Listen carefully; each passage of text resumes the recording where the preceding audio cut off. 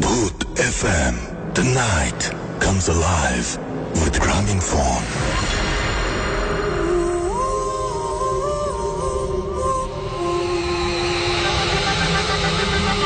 আমি রাসেল আছির সাথে এবং ভূত এফএম শুরু করার আগে আপনাদের সবাইকে একটা খবর জানিয়ে শুরু করতে চাই আজকের ভূত FM. Finally burger king is here in Bangladesh. এটা একটা গুড নিউজ সবার জন্যই এবং আমরা অনেকে অপেক্ষায় ছিলাম এটার জন্য। এবং বাংলাদেশে এই প্রথম বিশ্ব জুড়ে হোম অফ ওয়ার্পার হিসেবে জনপ্রিয় quick service restaurant Burger King বনানীতে 9 ডিসেম্বর আজকে দুপুর 3টা থেকে অফিসিয়ালি তাদের আউটলেট চালু করলো। অ্যান্ড বার্গার কিং এর world famous flame grilled whopper এবং বিভিন্ন সিগনেচার রেসিপিস সহ আরো অনেক মজার আইটেমস এখন থেকে এনজয় করতে পারবো আমরা ফুড লাভার্সরা। এবং বার্গার কিং এর গ্র্যান্ড ওপেনিং প্রিপারেশন চলছে বনানী 11 নম্বরে, কিন্তু প্রিপারেশন হয়ে গেছে অলরেডি, আমরা আমাদের কাছে চলে এসেছে। আমরা কিছুক্ষণের মধ্যে সেটা টেস্ট করে জানাবো। এবং আপনারা যারা ধানমন্ডি, উত্তরা এবং বসুন্ধরায় থাকেন তাদেরকেও বলছি যে আপনাদের কাছেও খুব তাড়াতাড়ি পৌঁছে যাবে বার্গার কিং এর এই চমৎকার আউটলেটগুলো। সো স্টেশন রেডিও ফুর্তি এবং আমাদের কাছ থেকে এই সমস্ত খবর ইনশাল্লাহ ভবিষ্যতে আপনারা পাবেন। আপাতত এখন আমরা ঘটনায় চলে যাব। আপনাদের সবাইকে স্বাগত জানাচ্ছি আজকের ভূত এফএম এ। এবং আজকের ভূত এফএম এ আমি রাসেল আছি আপনাদের সাথে এবং আমার সাথে রয়েছে মাসুম এবং আজকের অতিথিরা। এবং আপনাদের আজকে অন্যদিনের মতো আজকে আপনাদের দারুণ দারুণ সব ঘটনা কিছুক্ষণের মধ্যে আমরা শোনাবো। সবার আগে জানিয়ে দিই কিভাবে আমাদেরকে SMS করতে হবে। আমাদের যদি SMS করতে চান তাহলে SMS করার নিয়মটি হচ্ছে মোবাইলের মেসেজ অপশনে গিয়ে টাইপ করুন ফুর্তি, FORTI ফুর্তি, স্পেস আপনার নাম, স্পেস আপনার মেসেজ, আর পাঠিয়ে দিন 9840 নাম্বারে। যদি আমাদের ইমেইল করতে চান, আমাদের ইমেইল অ্যাড্রেস হচ্ছে bhutfm@radiofurti.fm, which is bhutfm@radiofurti.fm। আপনার নাম, ঠিকানা এবং ফোন নাম্বার সহ আপনার জীবনে ঘটে যাওয়া বা আপনার জানা সেরা ঘটনা লিখে পাঠিয়ে দিন আমাদের কাছে। ঘটনার শুরুতে অবশ্যই উল্লেখ করুন যে ঘটনাটি আপনি স্টুডিওতে এসে শেয়ার করতে চান নাকি আপনি চান যে আপনার ঘটনা আমরা পড়ে শোনাই। যারা দেশের বাইরে রয়েছেন তাদেরকে রিকোয়েস্ট করবো যে আপনারা সরাসরি অডিও ক্লিপ পাঠিয়ে দিতে পারেন আমাদেরকে। এবং অডিও ক্লিপ পাঠাতে হলে ঠিক একইভাবে ইমেইলের সাথেই পাঠিয়ে দেবেন। আর যদি আপনি চান যে আমাদের সাথে আপনি লাইভ এসে শেয়ার করবেন, তাহলে এই চাইতে ভালো কিছু হতেই পারে না। আর আমাদের দুটো পেজ রয়েছে, ফেসবুক পেজ, সেখানে আপনি যে কোনো মুহূর্তে যখন তখন গিয়ে কিন্তু আপনি অবশ্যই অবশ্যই অবশ্যই অবশ্যই আপনার মতামত জানাতে পারেন। আজকে যারা গেস্ট রয়েছেন তাদের একটা ভিডিও আমরা অলরেডি আপলোড করে দিয়েছি। এবং আমাদের দুটো পেজ রয়েছে, একটা পেজটা www.facebook.com/radio.furti and www.facebook.com/bhutfm.russell। রাসেল স্পেলিংটি হচ্ছে RUSSELL। আমাদের সঙ্গে আজকে আমাদের সাথে কিছু মেডিকেলের ঘটনা আমরা শুনবো, কিছু অডিও ক্লিপ আমরা শুনবো। তো আমাদের সাথে হসপিটালের ঘটনা নিয়ে এসেছেন আমাদের একজন লিসেনার। তিনি ঢাকা থেকে আসেননি, যখন এরকম ঢাকার বাইরে থেকে কেউ আসেন তখন আমাদের খুব ভালো লাগে যে ঢাকায় আমরা ব্যস্ততার কারণে অনেকে আসতে পারি না, রাত 12টা হলে অনেকে অনেক ধরনের ব্যস্ত থাকি। বাট ঢাকার বাইরে থেকে যখন কেউ আসেন না তখন খুব অন্যরকম লাগে, কতটা ভালোবাসা আমাদের জন্য সেটা বোঝা যায়। তো আমাদের সঙ্গে এরকমই একজন আজকে জয়েন করেছেন। তিনি এসছেন কুমিল্লা থেকে, রাইট? কুমিল্লা থেকে। তো আমরা তার সাথে একটু পরিচিত হই। আপনার নামটা প্লিজ একটু বলবেন, তারপর আপনার ঘটনা শুনবো আমরা।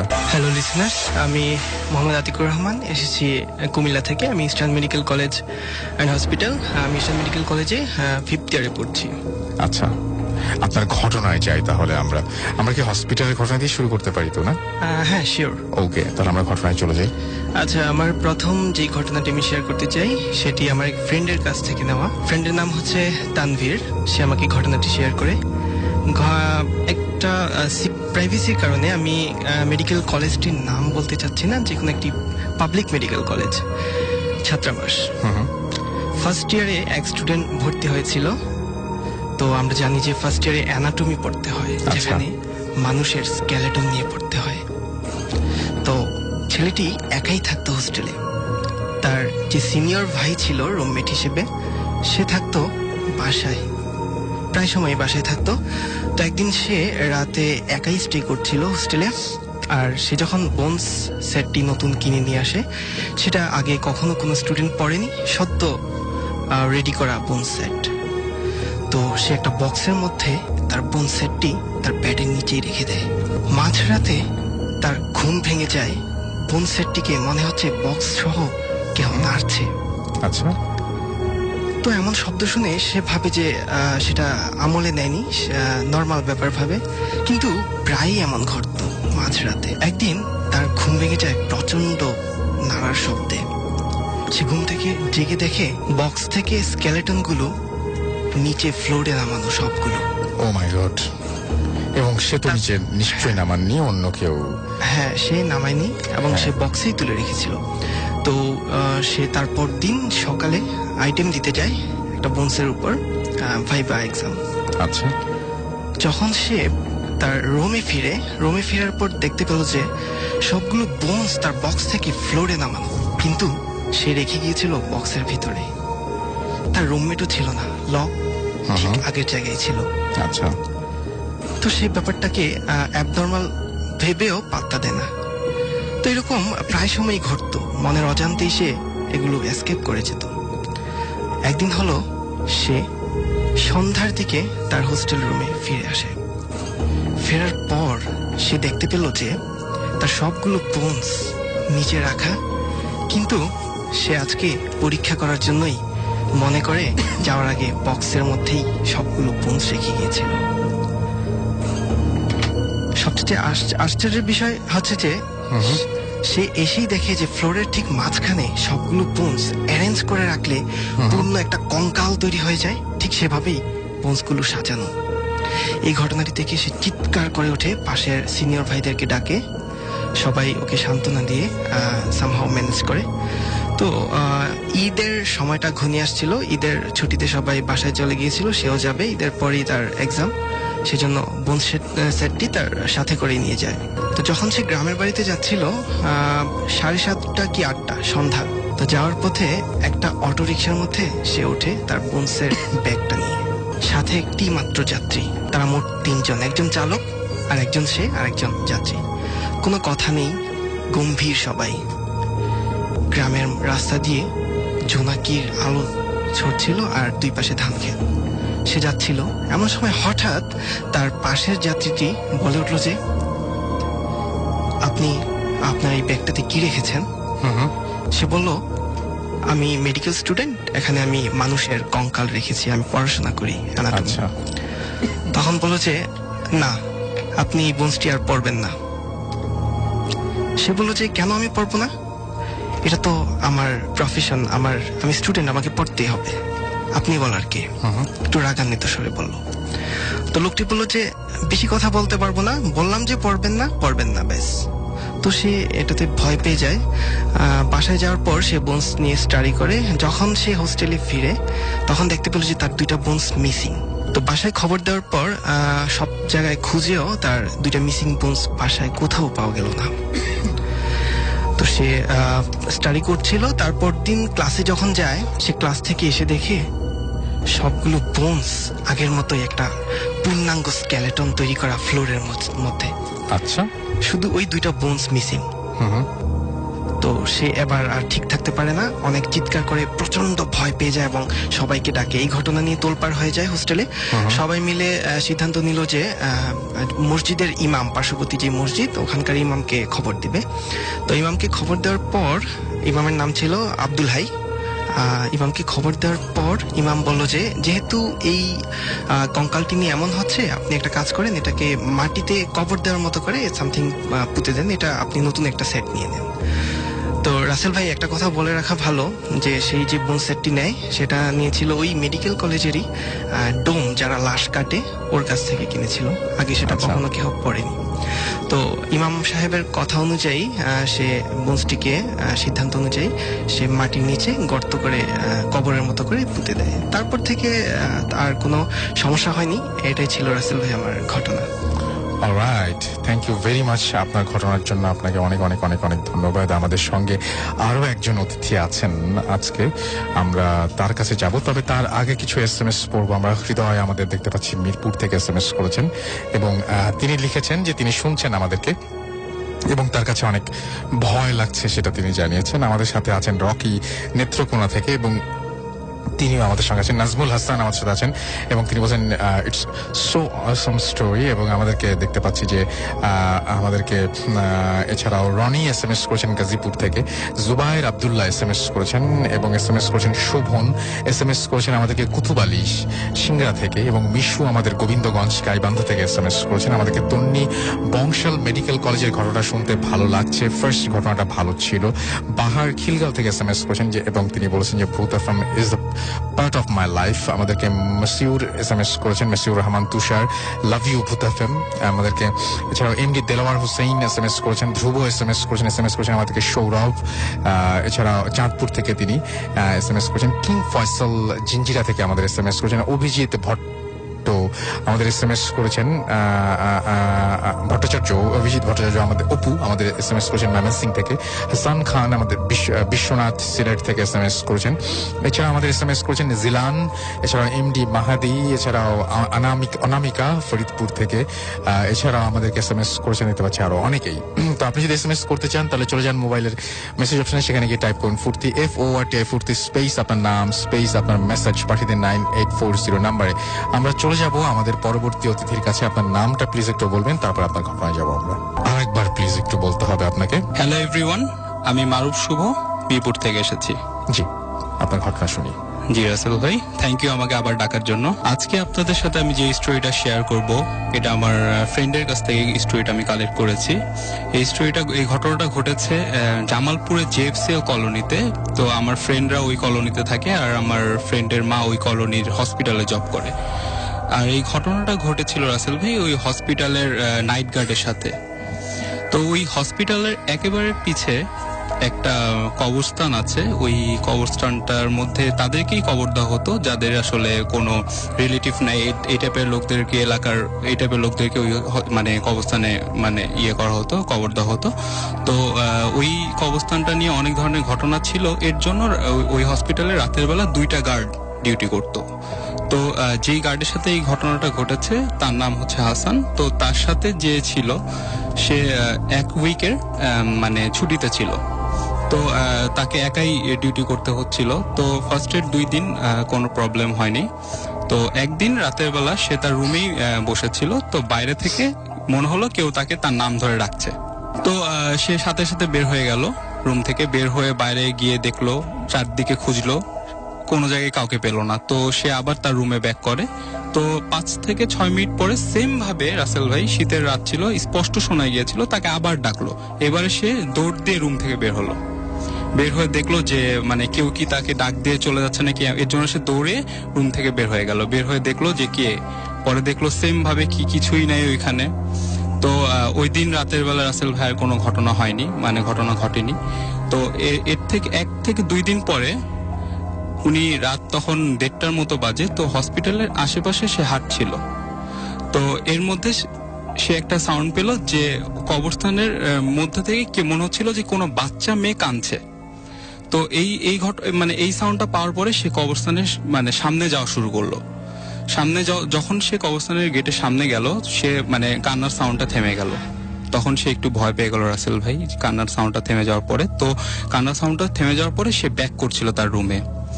তো সে যখন ব্যাক করছিল তখন কান্নার সাউন্ডটা আবার স্টার্ট হলো।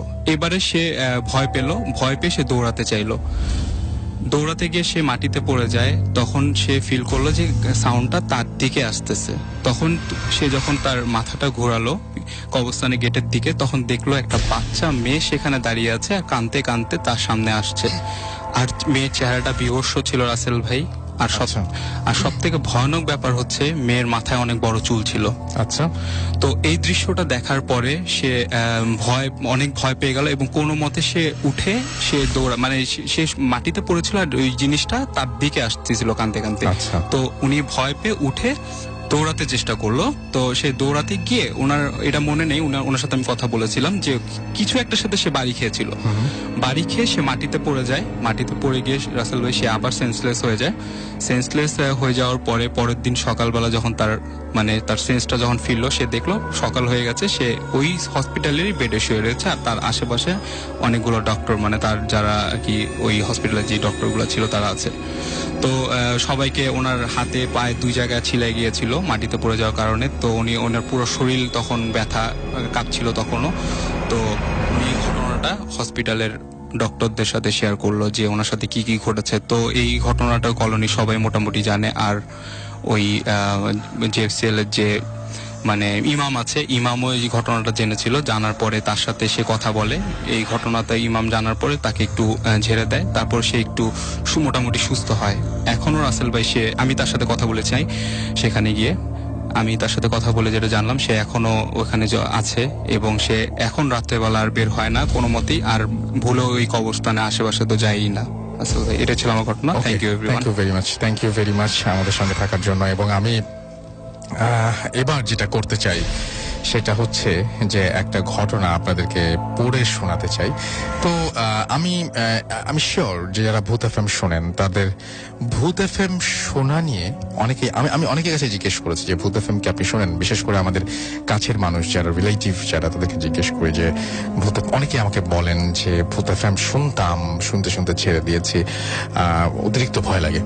আবার অনেকে বলেছেন যে হ্যাঁ আমি একবার দুইবার শুনেছি, কিন্তু আমি কোনো সময় মানে কারণটা বুঝিনি যে কেন, মানে কি, মানে এমনিতে ভয় লাগে বলেই তো মানুষ শোনে, মানে এত বেশি ভয় আবার লাগার কোনো কারণ নাই যে ছেড়ে দিতে হবে। বাট আমি রিসেন্টলি একটা ইমেইল পেয়েছি, যে ইমেইলটা এসছে ইন্ডিয়া থেকে, এবং সেই ইমেইলের ঘটনাটা একেবারেই অন্যরকম। আজকে আমি একটা ফোন কলও দিব একজনকে, মানে ব্ল্যাক ম্যাজিক নিয়ে। আমরা আজকে হসপিটালের ঘটনা এসে ব্ল্যাক ম্যাজিকের একটা ঘটনা শুনবো। এই ঘটনাটা খুবই ডিফারেন্ট, আমি এরকম ঘটনা পাইনি আর কি এর আগে। তো আজকে আমরা ভূত এফএম এর তার একটা খবর দিই, আমরা যে স্টুডিও থেকে ভূত এফএম শুরু করেছিলাম আজকে আবার সেই স্টুডিও থেকে ভূত এফএম করছি। মানে মাঝখানে আমাদের এই স্টুডিওটা আপনারা জানেন যে ঝামেলা হয়েছিল এবং আমরা অন্য স্টুডিওতে শিফট করেছিলাম, আজকে আবার সেখানে ফিরে এসেছি। তো এইখানে বসে এই ঘটনাটা পড়তে আমার কাছে খুবই আজব লাগছে। আজকে খুবই অন্যরকম একটা পরিবেশ, এবং আমার মনে হচ্ছে এখানে আসলে মনে হয় যে আমি খুবই মানে সেফ সবকিছু আছি, এবং আমি মানে আমার কোনো ঝামেলা হওয়ার কোনো চান্স নাই, এরকম একটা ব্যাপার আমার এই রুমটাতে আসলে আমার মনে হয়, এবং অনেক আপন মনে হয়। এরকম একটা জায়গায় এসে এরকম একটা ইমেল পড়ছি। ইমেলটা এরকম যে, হ্যালো রাসেল ভাই, আমি হিমাদ্রি প্রধান ইন্ডিয়া থেকে বলছি। আমার পক্ষে স্টুডিওতে যাওয়া সম্ভব নয়, তাই ইমেইল করলাম, ভালো লাগলে পড়ে শোনাবেন। এট ফার্স্ট ভূত এফএম এর সমস্ত লিসেনারদের আমার ভালোবাসা, এবং আমি ইন্ডিয়াতে কলকাতায় থাকি। আমি পড়াশোনা করার জন্য ব্যাঙ্গালোরে যাই 2012-তে। আজ থেকে 3 বছর আগে জানতাম না যে বাংলাদেশে এরকম রেডিওতে ভূত এফএম এর একটা প্রোগ্রাম হয়। তো 3 বছর আগে একটা বাংলাদেশের ফ্রেন্ডের সাথে খুব ভালো ফ্রেন্ডশিপ হয়, এবং তার নাম হচ্ছে আলমগীর। তার কাছ থেকে আমি ভূত এফএম এর কথা শুনি। আস্তে আস্তে ভূত এফএম এর এপিসোড শুনতে থাকি। নতুন এপিসোডগুলো লাইভ শুনি অ্যান্ড পুরনোগুলো ডাউনলোড করে শুনি। 1 মাস আগে 12:30 পড়াশোনা শেষ করে আমি একটা পুরনো এপিসোড, অর্থাৎ ইন্ডিয়াতে তখন 12:30, মানে আমাদের এখানে 12টা, পুরনো এপিসোডটা ছিল 13 সেপ্টেম্বর 2013, ওল্ড এপিসোড ডাউনলোড করি, এবং এপিসোডটা শুনতে শুনতে ঘুমাবো ঠিক করি। ঠিক এপিসোডটার ফার্স্ট স্টোরিটা শোনার পর সেকেন্ডটা শোনা শুরু করেছি। স্টোরিটা SM রাজীবের একটা স্টোরি ছিল। সেই সময় আমার রুমে একটা হোয়াইট শাড়ি পরা হোয়াইট অবয়ব আমার বেডের পাশে আমি দেখতে পেলাম। সামনে থেকে পেছনে যাচ্ছে মনে হলো। আমি হেডফোনে শুনছি অ্যান্ড দেখছি ওই অবয়বটা। আমার ভয় লাগলো। আমি দেখলাম যে আমার মুভমেন্ট বন্ধ হয়ে গেছে, কোনো দিকে নড়তে পারছি না, আইটাও অর্থাৎ চোখটাও বন্ধ করতে পারছি না। আমি যে উঠে হেডফোনটা খুলে লাইটটা জ্বালাবো সেটুকু করার শক্তি পর্যন্ত নেই। সাদা অবয়বটা আমার কোনো ক্ষতি করছে না। বিলিভ করবেন না, ঠিক ভূত এফএম এর বাকি এপিসোডটা যখন না শেষ হলো ততক্ষণ আমি মুভমেন্ট করতে পারিনি, চুপচাপ দেখছি। এপিসোডটা শেষ হবার পর আমি কোনো রকম উঠে লাইটটা জ্বালি। তারপর আমি কিছুই দেখতে পাইনি। তারপর থেকে আমি 2 সপ্তাহ ভূত এফএম শোনার সাহস করিনি। তারপর ওই এপিসোডটা যত দিন শুনেছি তত দিনই আমি ওই সাদা অবয়বটা দেখতে পেয়েছি। মজার ব্যাপার, এস এম রাজীবের ওই স্টোরি বা ওই এপিসোডে বহুবার শুনেছি, বাট দিনের বেলায় যখন শুনি তখন কিছু দেখিনি, বাট রাতের বেলায় যখনই শুনি তখনই ওই জিনিসটা দেখতে পাই। একদিন আমার ফ্রেন্ডকে আমার রুমে ইনভাইট করি, 11টার সময় লাইট বন্ধ করে ওই এপিসোডটা চালাই। আমার ফ্রেন্ড এক্সপেরিয়েন্স করে যে মানে ওই দিন এপিসোডটা মোবাইলে বন্ধ করতে অ্যান্ড লাইট জ্বালাতে পারি নাই, সো স্টিল মানে হয়ে গিয়েছিল তারা। এবং তারপর থেকে ও আমার রুমে আসে না, আমার সাথে সেও স্থির হয়ে গিয়েছিল, ওই সময়টায় নড়াচড়া করতে পারছিল না। তো এই ওই মেয়েটা, আমার প্রশ্ন হচ্ছে ওই মেয়েটা কে ছিল, ওর মুখটা দেখতে পাইনি কেন জানি। ওই এপিসোডটা শুনলেই কেন ওটা দেখি। ফিউচারে কোনো ক্ষতি করবে কিনা জানি না, ভালো লাগলে পড়ে শোনাবেন। আমার কাছে এইটা খুব অদ্ভুত লেগেছে, এবং আমার কাছে অদ্ভুত লেগেছে এই কারণে যে হিমাদ্রি প্রধান যে ঘটনাটা বললেন, আমরা ভূত এফএম শুনছি তো নির্বিঘ্নে, তাই না? ম্যাক্সিমাম ক্ষেত্রে হয়তো দেখবো যে নিজের বাসায় বসে আমরা ভূত এফএম শুনছি এখন, বা নিজের গাড়িতে বসে শুনছি, বা বাইরে শুনলেও একা শুনছি না, হয়তো বাসে যদি শুনি, কোথাও জার্নি করতে করতে যাচ্ছি হয়তো, সেখানেও আমার অন্যান্য লোকজন আছেন। কিন্তু হঠাৎ করেই আপনি যদি এইরকম একটা জিনিস এক্সপেরিয়েন্স করেন ভূত এফএম শুনতে শুনতেই, এবং আপনি যদি খেয়াল করেন যে ওই স্টোরিটা শুনলেই আপনার এরকম হয়, কোনো একটা টানে, কোনো একটা বিশেষ টানে হয়তো আপনি বারবার ওই স্টোরির কাছে যেতে চাইবেন, মানে প্রমাণ করতে চাইবেন যে না, এই স্টোরি প্লে করলেই যে আমি এটা দেখবো, এটা ঠিক না, এটা ঠিক হতে পারে না। এটার জন্য হয়তো আপনি বারবার ওই স্টোরিটা শুনে দেখবেন যে কিছু দেখেন কিনা, আর বারবারই আপনি ওটা দেখতেই থাকবেন। এবং কি অদ্ভুত ব্যাপার, যেই মুহূর্তে আপনি সেই শাড়ি পরা মহিলাটিকে দেখছেন, সেই মুহূর্তেই আপনি স্থবির হয়ে যাচ্ছেন, আপনি মূর্তির মতো হয়ে যাচ্ছেন, আপনি নড়াচড়া করতে পারছেন না। কি অদ্ভুত না? আসলেই অদ্ভুত। এবং এই অদ্ভুত ব্যাপারগুলো আপনাদের সাথেও ঘটে, আমি শিওর। এবং সেই অদ্ভুত ঘটনাগুলো আমাদের কাছে লিখে পাঠান, এবং আমাদের কাছে পাঠাতে হলে যেটা করতে হবে, আমাদেরকে ইমেইল করতে হবে। আমাদের ইমেল অ্যাড্রেস হচ্ছে bhutfm@radiofurti.fm, which is bhutfm@radiofurti.fm। আপনার নাম, ঠিকানা এবং ফোন নাম্বার সহ আপনার জীবনে ঘটে যাওয়া বা আপনার জানা সেরা ঘটনা লিখে পাঠিয়ে দিন আমাদেরকে। ঘটনার শুরুতে অবশ্যই উল্লেখ করুন যে ঘটনাটা আপনি স্টুডিওতে এসে শেয়ার করতে চান, নাকি আপনি চান আপনারা ঘটনা আমরা পড়ে শোনাই। যারা দেশের বাইরে রয়েছেন তাদেরকে বলবো যে আপনারা সরাসরি অডিও ক্লিপ পাঠিয়ে দিতে পারেন কিন্তু আমাদের কাছে। আর ফেসবুকে দেখতে পাচ্ছি যে ভাইয়া অনেক ভয় পাচ্ছি লিখেছেন শিমুল আহমেদ। এছাড়া মোহাম্মদ ফয়সাল SMS আমাদের এখানে কমেন্ট করেছেন, এবং তিনি হালিশহর চট্টগ্রাম থেকে আছেন আমাদের সঙ্গে। এছাড়াও আমাদের সঙ্গে দেখতে পাচ্ছি মোহাম্মদ আরিফুল ইসলাম পলিটেকনিক ইনস্টিটিউট থেকে লিখেছেন আমাদেরকে। সাহেবুর রাসূল আমাদেরকে বলেছেন যে কিছু মনে করবেন না, আমি ভূত এফএম অনেক পুরনো লিসেনার, আমার কিন্তু না বলে পারছি না যে প্রথম স্টোরিটা আমার কাছে বানানো মনে হচ্ছে।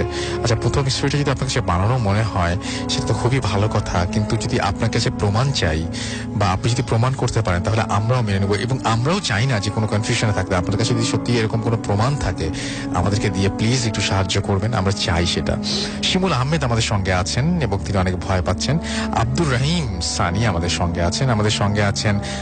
আসাদুল ইসলাম আসাদ, এবং ইমেলটা অস্থির ছিল তাই লিখেছেন। শিমুল আহমেদ আমাদের সাথে লিখছেন অনেক ভয় পেয়েছেন। অনেকেই অ্যাপের ছবি আপ করছেন, কিন্তু যেমন দেখতে পাচ্ছি আমাদের এখানে মুসাব ইবনে উমায়ের আছেন, তিনি অ্যাপে শুনছেন আমাদেরকে। আজ যে রনি শুনছেন এই মুহূর্তে আমাদের অ্যাপ দিয়ে। রাসেল শেখ আছেন আমাদের সঙ্গে। টিপু সুলতান আমাদের সঙ্গে আছেন। আমাদের সঙ্গে রয়েছেন তামিম, আমাদের সঙ্গে রয়েছেন আকাশ। এছাড়াও আছেন দেখতে পাচ্ছি সজল, তনয়, মামুন, শাহাদাত হুসেইন, আসিফ, মোহাম্মদ শরীফ ইসলাম, স্বপন, MD সাব্বির আহমেদ আকাশ। এছাড়াও দেখতে পাচ্ছি হৃদয় ইসলাম, রূপম, র্যান্ডম তামিম সহ আরো অনেকে। তো আমরা একটা ছোট্ট বিরতি নেব। বিরতির আগে একটা খবর বলে যাই, সেটা হচ্ছে বিরতির আগে আপনাদের বলে যাই যে finally burger king is here in Bangladesh, এবং বাংলাদেশে এই প্রথম বিশ্বজুড়ে হোম অফ হোপার হিসেবে জনপ্রিয় quick service restaurant Burger King বনানীতে 9 ডিসেম্বর অর্থাৎ আজকে দুপুর 3টে অফিসিয়ালি তাদের যাত্রা শুরু করেছে। এবং বার্গার কিং এর world famous flame grilled hopper এবং বিভিন্ন সিগনেচার রেসিপিস সহ আরো অনেক মজার আইটেমস এখন থেকে এনজয় করতে পারবো আমরা সবাই যারা ফুড লাভার্স তারা। বার্গার কিং এর গ্র্যান্ড ওপেনিং এর প্রিপারেশন শেষ হয়ে গেছে এবং 11 নাম্বারে সেটা হয়েছে, বনানী 11 নাম্বারে। কিন্তু এখানেই শেষ না, খুব তাড়াতাড়ি আপনারা বার্গার কিং আপনাদের কাছে পৌঁছে যাবে বসুন্ধরায়, ধানমন্ডিতে এবং উত্তরায়। So it's time for some whopper excitement, right? এই জন্য আমরা ব্রেক নিচ্ছি এবং ব্রেকের আমরা একটু বার্গার খেয়ে আসি এবং বার্গার খেয়ে এসে ডেফিনেটলি আপনাদের সাথে এক্সপিরিয়েন্স শেয়ার করবো যে কেমন লাগলো, এবং তারপরে আপনাদের সাথে আমরা অন্য ঘটনাগুলো নিয়ে আলোচনা করব। ইন দ্য মিন টাইম আমাদের SMS করতে ভুলবেন না, আমাদের ফেসবুকে এসে আমাদের কমেন্টগুলো চেক করবেন। আজকে ভিডিও দেওয়া আছে, সুতরাং সেই ভিডিওগুলো অবশ্যই, আগে তো ফেসবুকে আমরা কোনো ভিডিও আপলোড করলে তার নোটিফিকেশন আপনাদের কাছে পৌঁছে যেত, এখন তো আমাদের পেজে আসতে হবে আপনাদেরকে, না হলে তো মুশকিল। সো এসে দেখুন যে কারা আজকে আছেন, তাদের ভিডিও একটা আপলোড করেছি আমরা, চলে আসুন এবং আমাদের সাথে যে কোনো বিষয় নিয়ে আপনারা জানান যে কোন ঘটনা ভালো লাগছে, কোন ঘটনা ভালো লাগছে না। ফেসবুকটা উত্তম জায়গা এটার জন্য। তো আমরা একটা ছোট বিরতিতে যাচ্ছি, বিরতির পরে আবারও ফিরে আসছি, এর মাঝখানে একটা অডিও ক্লিপও শুনবো, আর ফিরে এসে আপনাদের সাথে আবারও কথা হচ্ছে। স্টে টিউনড ফর ইওর ফুর্তি এন্ড ডোন্ট স্টপ দ্য ফুর্তি। Booth FM, the night comes alive with Gramophone.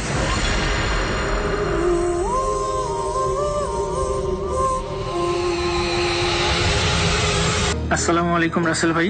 তো আজকে আমি আমার লাইফে ঘটে যাওয়া একটি ঘটনা রেডিও ফুর্তি সবার সাথে শেয়ার করতে চাই। আসলে অনেকদিন ধরেই ভাবছিলাম শেয়ার করব, কিন্তু কাজের ব্যস্ততার কারণে হয়তো বা শেয়ার করতে পারিনি। তো যাই হোক, আমার নাম রেজওয়ান হোসেন রাজ, আমি ইটালিতে থাকি। তো সরাসরি ঘটনায় চলে যাই। আমি এটা 2016 সালের জানুয়ারির দিক দিয়ে আমি একটি আমাদের ব্যবসার কাজে আমি জার্মানিতে গিয়েছিলাম। তো এক সপ্তাহ থাকার পর একদিন বিকালে ফিরে আসি ইটালিতে। তো যেদিন ফিরে আসি সেদিন সন্ধ্যায় আমার এক কাজিনের হলুদ সন্ধ্যা ছিল। তো আমি বাসায় এসে দেখি আমার আব্বু আম্মু সবাই রেডি হয়ে গেছে। তো তখন তাদের নিয়ে আমি সেই আমার কাজিনের বাসায় গেলাম। কাজিনের বাসায় গিয়ে অনেক মজা করলাম। তো একটা সময় রাত 10টা-11টা বেজে গেছে। তো আমি খাওয়া দাওয়া করে আঙ্কেল আন্টিকে বললাম যে আচ্ছা আমি এখন চলে যাই, আব্বু আম্মু থাকুক, আমি কালকে সকালে এসে তাদেরকে নিয়ে যাব। তো সবাই বলল না, আজকে রাতটা তুমি থেকে যাও।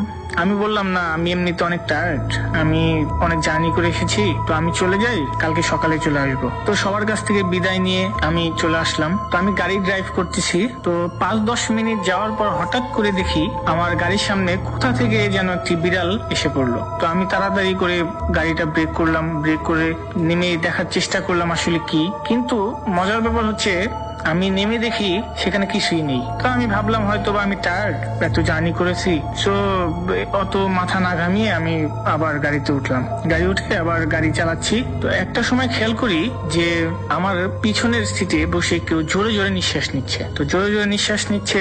তো একটা সময় খুব গরম অনুভূতি হলো আমার কাছে। তো গরম অনুভূতি আমি লুকিং গ্লাসে তাকিয়ে দেখার চেষ্টা করলাম যে পিছনে কেউ আছে কিনা। তো দেখি যে কেউ নেই। তখন ভাবলাম হয়তো আমার হ্যালোসিলেশন হচ্ছে, বাসায় গিয়ে ফ্রেশ হয়ে ঘুমালেই সবকিছু ঠিক হয়ে যাবে। তো আমি বাসায় আসলাম, বাসায় এসে ফ্রেশ হলাম। তো দেন ঘুমানোর জন্য বিছানায় গেলাম। তো হঠাৎ করে ঘুমিয়ে পড়েছি। তো ঘুমানোর 5 থেকে 10 মিনিট পরে অনেক জোরে একটা শব্দ আমার ঘুমটা ভেঙে গেল। তো শব্দটা এরকম ছিল যে জোরে দরজা যদি কেউ লাগিয়ে দেয় সেরকম। তো আমি জাস্ট চেক আউট করার জন্য ঘুম থেকে উঠে আমি দেখলাম যে কি সমস্যাটা কি। তো বেরিয়ে দেখি আমার বাথরুমের লাইট জ্বলছে। তো আমি একটা সময় চিন্তা করলাম লাইট জ্বলছে অথচ আমি তো লাইট বন্ধ করে তারপর ঘুমাতে আসছি। আবার পর মুহূর্তে ভাবলাম হয়তো বা তাড়াহুড়ার কারণে লাইট অফ করি নাই। তো আমি আবার লাইটটা অফ করে আমার রুমে চলে আসলাম। তো চলে আসার পর ঘুমানোর জন্য আবার প্রস্তুতি নিচ্ছি। হঠাৎ করে 3 থেকে 4 মিনিট পর আমি একটা স্মেল পেলাম। সেটা হচ্ছে কিরকম আপনাকে বলি, ইলিশ মাছ ভাজলে যেরকম একটা ঘ্রাণ আসে ঠিক সেরকম। তো আমি ভাবলাম যে এত রাতে কে ইলিশ ইলিশ মাছ ভাজতেছে। তো আপনাকে একটা কথা বলে রাখি রাসেল ভাই, আমরা যে অ্যাপার্টমেন্টে থাকি সেটা হচ্ছে দোতলা, 4টা ফ্ল্যাট। উপরে 2টা ফ্ল্যাটে ইটালিয়ান থাকে, আর আরেকটা ফ্ল্যাটে আমরা, আরেকটা ফ্ল্যাটে এক ফ্যামিলি থাকে, পাকিস্তানের এক ফ্যামিলি। তো ওরা স্বাভাবিকভাবেই মাছটা একটু কম খায়। তো আমি জাস্ট ভাবতেছিলাম যে কি সমস্যা, কি এত স্মেল। তো পরে নোটিস করলাম যে না, আমাদের যে কিচেন রুম সেখান থেকেই আপনার স্মেলটা আসতেছে। তো আমি ভাবলাম বাসায় কেউ নেই, আমি একা।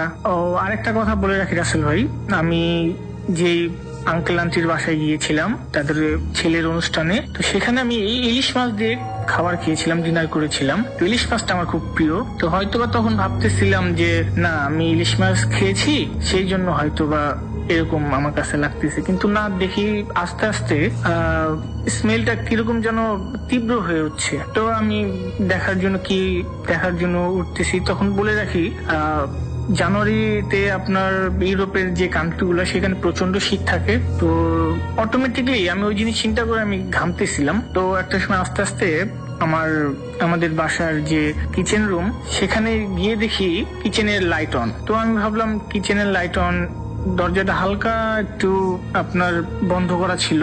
তো হঠাৎ করে মানে আমি যে এরকম একটা সিচুয়েশনে পড়বো আমি কখনো চিন্তা করি না। ইনফ্যাক্ট আমি কেন, এই পৃথিবীর কোনো মানুষের পক্ষে সম্ভব না যে এই জিনিসটা দেখা। তো আমি যেটা দেখলাম যে আমাদের কিচেনের যে টেবিলটা ছিল, তো আমার দিকে মুখ ফিরিয়ে অন্যদিকে মুখ করে কে যেন বসে আছে এবং কিছু একটা খাইতেছে। তো আমি ভাবলাম কে বা কি। তো আমি হঠাৎ করে বললাম এই কে। তো যেটা আমি দেখলাম রাসেল ভাই, দেখলাম আমার দিকে ঘুরলো, তো একদম ঠিক আমি ওখানে বসা। তো তার হাতে আপনার বড় একটা ইলিশ মাছ ভাজা, সে খাইতেছে। এই জিনিসটা দেখার পরে আমি কি করব মানে আমি বুঝতে পারতেছিলাম না।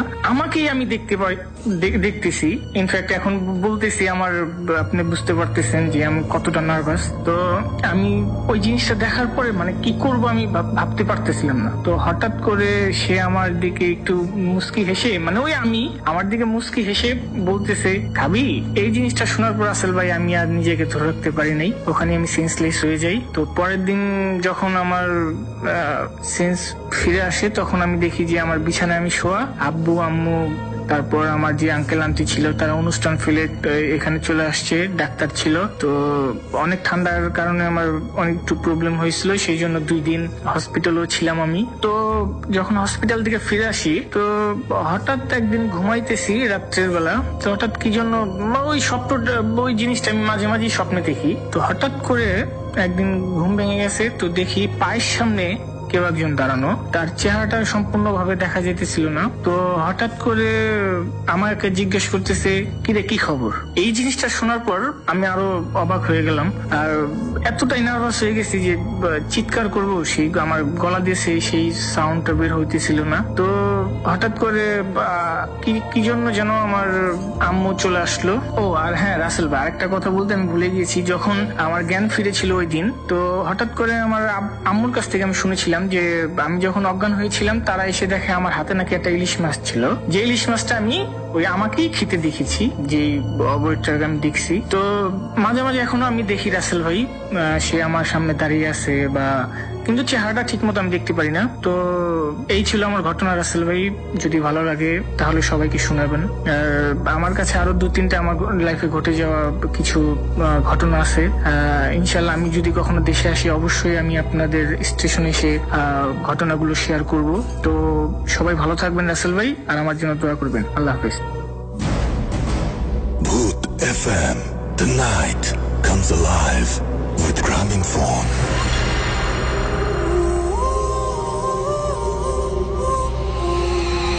The night comes alive with Gramophone. শুনছেন সবসময় ভিডিও ফুড 8.0 FM। আমি রাসেল আছি সাথে, এবং চলছে এই মুহূর্তে ভূত FM। আমাদের সঙ্গে রয়েছেন আমাদের আজকের অতিথিরা, এবং একটু আগে আমরা বার্গার খেতে গিয়েছিলাম। সবাই এটা আপনারা জানেন যে বার্গার আজকে খেয়েছে, আজকে মানে একদম শুরুতেই। এবং আমরা বলছিলাম যে বার্গার ব্রেক নিলাম, এবং আমি একটু জিজ্ঞেস করছিলাম এই ব্রেকে যে কেমন লেগেছে বার্গার। তো আমাদের যারা এখানে পার্টিসিপেন্ট যেটা ঘটনা বলছিলেন তারা বলছিলেন যে খুব ভালো লেগেছে। So it's time for some whopper excitement এবং আশা করছি যে আপনার অনেক ভালো লাগবে এবং আমাদের সবার কাছে খুব ভালো লেগেছে, সো আপনার কাছেও ভালো লাগবে এটাই আশা করব। এখন যেটা করব সেটা হচ্ছে যে আমরা একটা ফোন নিব এবং দেখি যে ফোনে যিনি ছিলেন তিনি এখন আছেন কিনা, তার সাথে আমরা একটু কথা বলবো। হ্যালো। জি, ওয়ালাইকুম সালাম, কেমন আছেন? হ্যাঁ, ভালো আছি। আচ্ছা ভাইয়া, আমি প্রথমে একটু সবাইকে জানিয়ে দিই আপনার পরিচয়টা। আপনার নাম তো বলা যাবে না, তাই না? হ্যাঁ ভাই। আচ্ছা, আপনি তাহলে একটু বলতে পারবেন যে আপনি কোথা থেকে বলছেন? এটা কি বলা সম্ভব না? এটাও বলা সম্ভব না? হ্যাঁ, আমি খিলগাঁও পিঠাপাড়া থেকে বলছিলাম। ওকে, সো আপনার একটা পরিচয় আমি দিয়ে দিই, সেটা হচ্ছে যে আপনি ব্ল্যাক ম্যাজিক করেন, রাইট? জি ভাইয়া। আচ্ছা, এই যে ব্ল্যাক ম্যাজিক করেন, এই ব্ল্যাক ম্যাজিক করার কারণে জীবনে কখনো কেউ ক্ষতিগ্রস্ত হয়েছে? সত্যি কথা বলতে গেলে ব্ল্যাক ম্যাজিক সবার প্রথমে যে মুসলমান ধর্ম ছাড়াও পৃথিবীতে অনেকগুলো 11টার মতো ধর্ম আছে যারা ব্ল্যাক ম্যাজিককে নিষিদ্ধ করে বা তারা ব্ল্যাক ম্যাজিকের সাথে নিজেকে সাপোর্ট করে না। ওখানে ব্ল্যাক ম্যাজিক তারা বেসিক্যালি বলতে গেলে অনেক ক্ষতি হয়, অনেক ক্ষতি আমার দ্বারাও হয়েছে, আমি বিশ্বাস করি, কারণ আমি জানি আমি ক্ষতিগুলো যখন ছিল তখন ক্ষতিগুলো তারপরেও কেন করে গেছেন? তারপরে কেন করে গেছেন জিনিসটা? কন্টিনিউ কেন করে গেছেন? কন্টিনিউ করার ফার্স্ট কারণ হচ্ছে যখন আমি ব্ল্যাক ম্যাজিক শুরু করে আসতে গেল 4 বছর আগে, যখন আমি ক্লাস 9-এ পড়তাম।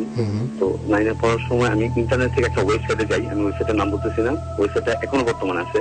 তো এই ওয়েবসাইটের একটা লিঙ্ক ছিল, এই লিঙ্কে ওরা বিভিন্ন রকম নিউজ ফিড শো করতো এবং তখনকার সময় দেখা যাচ্ছে যে গুগল অনেকগুলো লিঙ্ক দিত এই ওয়েবসাইটে। তো ওয়েবসাইটে ঢোকার পরে ম্যাজিকের অনেকগুলো স্টেপ ছিল এবং সেটা হচ্ছে বোতুল শয়তানিজম। আমরা জানি বেসিক্যালি অনেক মানুষ এটা বিলিভ করে যে ব্ল্যাক ম্যাজিক এখন অনেক ধর্মের সাথে এডিটেড করা হয়। তো তখন থেকে ভাই ওগুলো প্র্যাকটিস করতে আমি কখন যে এই রিলিজনের সাথে পরিচয় হয়ে গেছিলাম আমি নিজে এটা বলতে পারতাম না। তো একটা সময় আমি ফিল করলাম, যেমন আসলে সবচেয়ে বড় কথা হচ্ছে আমার ফ্যামিলিতে আজ 7 বছর হয়ে গেছে, আমার ফ্যামিলিতে কোনো আমার রিলেটিভ আফসোস আমার পাশে আসতে পারে না, কারণ আমার ফ্যামিলি আমি যখন এই লাইনে ঢুকছিলাম আমার ফ্যামিলি থেকে শুরু করে আমার পাশাপাশি কনজারভেটিভ সকল বন্ধু বান্ধব, আমার আত্মীয় সবাই আমার এই জিনিসটা কোনোভাবেই মেনে নেয়। তারপরে আপনি করে গেছেন, তার মানে একটা মোহ আছে এটার মধ্যে, একটা টান আছে যেটা আপনি তখন বুঝতেন। হ্যাঁ ভাই, এটার মধ্যে এটা হচ্ছে আমরা বিশ্বাস করি যে আমাদের ধর্মে শয়তান আল্লাহকে অনেক ক্ষমতা আছে, এটা আমরা সবাই বিশ্বাস করি, প্রত্যেকটা ধর্মের বিশ্বাস করি। শয়তান হচ্ছে একটা পাওয়ার আছে যেটা হচ্ছে ঈশ্বরের একটা ডার্ক পাওয়ার, আর ব্ল্যাক ম্যাজিক এটা বিশ্বাস করে যে শয়তানের পাওয়ার থেকেই শয়তানিক সোল। না সেটা ঠিক আছে, কিন্তু আমি খুব সহজে এটা কোশ্চেন করেছি, আপনি কেন এটা করেছেন? আমি সেই কোশ্চেনটা করছি আপনাকে। আমার এটা ছিল ভাই, অনেক মানুষের একটা ভুল থাকে যে বয়সন্ধিকালে অনেকগুলা ভুল থাকে, যার সাথে সত্যি কথা বলতে যে অনেক হয়তো স্মোকিং করে, অনেকে হয়তো নেশাগ্রস্ত হয়। তো আসলে আমার যদি আমি বলবো যে আমার ফার্স্ট টাইম লাস্ট কোনো ভুল থাকে তাহলে আসলে এটাই আমি আপনি যে ক্ষতি যে করেছেন মানুষের, কি ধরনের ক্ষতি হচ্ছে? এটা হচ্ছে ভাই, আমি যদি বলবো আসলে আমি অনেক মানুষ এই রেডিও শুনতেছি আমি জানি, তারপর আমি সবার উদ্দেশ্য করে বলতেছি যে ব্ল্যাক ম্যাজিক যে ক্ষতিগুলো তো আমি ম্যাক্সিমাম বলবো যেগুলো ভূতের জন্য আগে পৌঁছাতো আমি সেগুলো বলতেছি, কারণ এই একই কজগুলো আমি দেখতাম যে আমি যখন ব্ল্যাক ম্যাজিক করতাম ম্যাক্সিমাম মানুষজন ম্যাক্সিমাম আত্মীয় আমার কাছে একটা কারণে আসতো, সেটা হচ্ছে রিলেশন। রিলেশনের কারণে, তাছাড়া রিলেশন ছাড়াও পারিবারিক কিছু প্রবলেম ছিল বা কারো প্রকার শত্রুতা ছিল, যেটা দেখা যাচ্ছে যে বাস্তবিক লাইফে ডিফিকাল্ট এই শত্রুর মোকাবেলা করা সম্ভব ছিল না, but black magic is possible. আচ্ছা, এবং এর কারণে দেখা যাচ্ছে ভাই আর একটা কথা বলছে ব্ল্যাক ম্যাজিকে কখনো কোনো ক্লু ছিল না, কারণ ব্ল্যাক ম্যাজিক যারা করেন তারা কি বেশিরভাগ রিলেশন ভাঙার জন্য করেন নাকি রিলেশন হওয়ার জন্য বেশি করেন? কোনটা বেশি? বেসিক্যালি রিলেশন ভাঙার জন্য। ভাঙার জন্য হয়, তবে আপনি এই ভুলটা করেছেন? হ্যাঁ, আমার দ্বারা এগুলো হচ্ছে, কারণ আমি এই ধরনের ছিলাম যেহেতু, সেটা আমি জানি না সবাই ব্ল্যাক ম্যাজিক দ্বারা এই ভুলগুলো অবশ্যই। এবং আরেকটা সবচেয়ে বড় ভুল যেটা হতো সেটা হচ্ছে শত্রুপক্ষের অপোসাইডে বিপরীত নেওয়া। আচ্ছা, শত্রুদের ক্ষতি করা, যেটা আমরা জানি এটা ম্যাক্সিমাম হতো, কারণ দেখা যাচ্ছে যে আমার কাছে অনেক আগে কিন্তু আমি করতাম ম্যাক্সিমাম ফোন কল আসতো আমার কাছে, এবং তারা হচ্ছে গ্রামের মানুষজন, গ্রামের খুব প্রভাবশালী, আমি নাম বলতেছি না তাদের, কারণ রেডিও সবাই শুনতেছে। তো ম্যাক্সিমাম মানুষগুলো তো তাদের প্রবলেম হচ্ছে একটা সময় তারা লজিক্যাল ছিল, বাট তাদের প্রবলেমটা হচ্ছে শত্রুপক্ষের ক্ষতি করা। ম্যাক্সিমাম সময় দেখতাম যে এদের একটাই কাজ শত্রুপক্ষের ক্ষতি করা হয়, এবং অনিষ্ট চাওয়া বা অন্য খারাপ চাওয়া। এই দুইটা কারণে এই ম্যাক্সিমাম পিপল গুলো আমাকে ফোন দিত। দুইটা কাজই হতো শত্রুপক্ষ, হয়তো কারো বড় ভাই, হয়তো কারো রিলেটিভ, হয়তো কোনো রিলেটিভ এরকম অবস্থা, ইভেন হয়তো কাউকে জিনে ধরতে, হয়তো কাউকে স্পিরিচুয়াল কোনো হন্টেড হাউস ছিল, হয়তো ওরকম হাউসের মধ্যে তারাই অন্য কাউকে দ্বারা। আমি একটা কথা বলতে চাই রাসেল ভাই, সেটা হচ্ছে যে এই ব্ল্যাক ম্যাজিক আমি হয়তো আমি আপনাকে বলতেছি যে সবাইকে বলতেছি যে আমি করি, হয়তো আমার এই সাহসটা থাকার কারণে হয়তো আজকে আমি অনেক সবার সাথে শেয়ার করছি। কারণ এটা রাসেল ভাই আমার একটা ভুল, আমি শুধরানোর জন্য আজকে প্ল্যাটফর্মে আসা। শুধরানোর জন্য, তার মানে আপনি এই যে আমাকে একটু আগে বলছিলেন যে আপনি চান যে মানুষগুলোর ক্ষতি হয়েছে সেই মানুষগুলোর কাছে ক্ষমা চাইতে, এবং আপনি অবশ্যই রাসেল ভাই, অবশ্যই রাসেল ভাই, কারণ এই মানুষগুলো আমি যখন আমার আসলে আমি বলবো আমার দর্শন দিকে আমার সবচেয়ে বড় ভুল। এবং আসলে আমি এটাও বলবো যে আমি খুব সাহসী একজন মানুষ, কারণ আসলে এই জিনিসগুলোর মুখোমুখি হওয়া বুঝেছেন টিম বা বুঝেছেন পরিবার জানে যে এই জিনিসগুলোর মুখোমুখি হওয়া কতটা কঠিন। কিন্তু আসলে ভাই একজন মানুষকে যদি এটাকে কোনো ধর্ম হিসেবে একসেপ্ট করে, তাহলে সেটা হচ্ছে সে মানুষের সবচেয়ে বড় ভুল। না, আমি আপনাকে আরেকটা জিনিস জিজ্ঞেস করি, সেটা হচ্ছে যে আপনি তো এখন তো এটা ছেড়ে দিয়েছেন। আচ্ছা, এখন আপনার মানে কেউ যদি শখের বসেও এই জিনিসটা করতে চায়, তার জন্য আপনার সাজেশন কি? ভাই এটা মেনলি কি শখের বসে কেউ করতে চায় না, এটা তারাই করতে চায়। Very good, very good. এটা আসলে তারাই করতে চায় যাদের একটু পারিপার্শ্বিক আক্রমণ বা যাদের একটু হিংসা বিদ্বেষ বেশি থাকে। কারণ অনেক সময় দেখা যায় রাসেল ভাই, আপনি বলতে চান যে এদের মধ্যে মানসিক সমস্যাও থাকে অনেক ধরনের? হ্যাঁ, কিন্তু যেমন আসলে আমার নিজের মধ্যে এরকম কিছু কিছু মানসিক সমস্যা ছিল, যার কারণে আমি এই ধরনের নাম লেখানো আমার উদ্দেশ্য রাসেল ভাই। এই জন্য রাসেল ভাই আমার মেন প্রবলেম হচ্ছে রাসেল ভাই, আমি ওই জীবনে এই একটা ভুল করার কারণে আজ অব্দি রাসেল ভাই আমি এটার আপনার নিজের কখনো ক্ষতি হয়েছে এই ব্ল্যাক ম্যাজিক? আমার নিজের অনেকবার যখন ব্ল্যাক ম্যাজিক আমি কিছু সিমটম দিই, এটা অনেকের কৌতূহল থাকে। এটার প্রথম হচ্ছে ব্ল্যাক ম্যাজিক যখন করতে হয় আপনার সবার ফার্স্টে আপনার একটা ঘর থাকতে হবে, সেই ঘরটা হতে হবে একদম সম্পূর্ণ খালি। আমি প্রসেসে যেতে চাই না এখন, মানে যেহেতু ফোনে অনেকে কথা বুঝতে সমস্যা হচ্ছে, আপনি শুধু বলেন যে আপনার কোনো ক্ষতি হয়েছে কিনা। হ্যাঁ আসলে আমার ক্ষতি হওয়ার কারণে আসলে আমি একটা কথা বলবো যে আমি আমার ফ্রেন্ডদেরকে একটা দেখাতে নিয়ে গেছিলাম। আমার কিছু ফ্রেন্ড ছিল, ওরা মানে আমাকে বলছিল যে ওরা ভূত দেখতে চায়, ওরা এগুলো বিলিভ করে না, ব্ল্যাক ম্যাজিক হ্যান্ড এই সেই। তো আমার একটা পার্সোনাল হিংসা বিদ্বেষের কারণে ওই রাতটা আমি ওদের সবার জীবনে একটা মানে মানে মানে ভয়ঙ্কর কিছু ওই রাখি হয় আমাদের সবার সাথে, আমাদের থ্যাংক ইউ ভেরি মাচ। আপনি আমাদের সময় দিয়েছেন, অনেক অনেক ধন্যবাদ। আপনার সাথে আবারও কথা হবে, যেহেতু অনেক মানে ফোনে অনেক কথা বোঝা যায় না, আমরা এখন কথা না বলি। Thank you very much, thank you. আমরা বুঝতে পারলাম যে আপনি অনেক এখন মানে এখন নিজে অনেক খারাপ বোধ করেন সেই সমস্ত ঘটনার জন্য, right? Thank you very much, thank you. আমরা কথা বলছিলাম এতক্ষণ আমাদের একজন লিসেনারের সাথে, যিনি তার নাম জানাতে চান না, সুতরাং আমিও নাম আর আপনাদেরকে বললাম না। বাট এই হচ্ছে ব্যাপার যে তিনি তার ভুল বুঝতে পেরেছেন, এবং যারা ব্ল্যাক ম্যাজিক নিয়ে অনেক ধরনের আগ্রহ থাকে, এবং অনেকেই মাঝে মাঝে আমাদের বলেন যে ব্ল্যাক ম্যাজিক নিয়ে ঘটনা প্রচার করতে, তো আমার মাঝে মাঝে ভয় হয় যে ব্ল্যাক ম্যাজিক নিয়ে ঘটনা শুনে কারণ আমার আগ্রহ না হয়। আমার মনে হয় যে আগ্রহ হলে, আমি এই পর্যন্ত খুব কম মানুষের কাছেই আমি তো পাইনি আর কি, যারা এই সমস্ত কাজ করে সন্তুষ্ট হয়েছেন এবং মনে করেছেন যে যা করেছি ঠিকই করেছি, এরকম মানুষ আমি আসলে পাইনি। আমার এখানে বেশ কিছু SMS রয়েছে, আমি সাবার SMS দেখতে পাচ্ছি ব্ল্যাক ম্যাজিকের।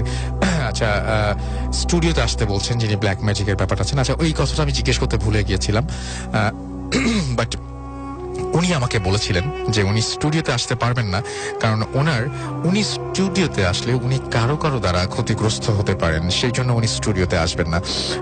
ফ্যান্সি এবং সানি আমাদের কুমিল্লা থেকে SMS করেছেন, খুলনা থেকে আনোয়ার এবং তার ওয়াইফ আফরিন SMS করেছেন, এবং আজকে শীতের রাত এবং ঠান্ডা এবং ভূত FM দুটো একসাথে এনজয় করছেন তারা। রিয়াদ আমাদের SMS করেছেন, জয় শ্যামলী কাজী অফিস থেকে SMS করেছেন তিনি, এবং তাদের পিচ্ছিন বেবি স্নেহা তারা আমাদেরকে শুনছেন। SH ডালিম হাজারিবাগ থেকে আমাদেরকে শুনছেন।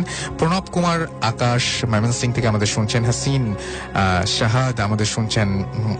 হাসিন শাহাদ ইশরাক ঢাকা থেকে আমাদের শুনছেন, হাজারিবাগ থেকে। অসম স্টোরি লিখেছেন। এছাড়াও হিলা খুলনা থেকে আমাদের SMS করেছেন।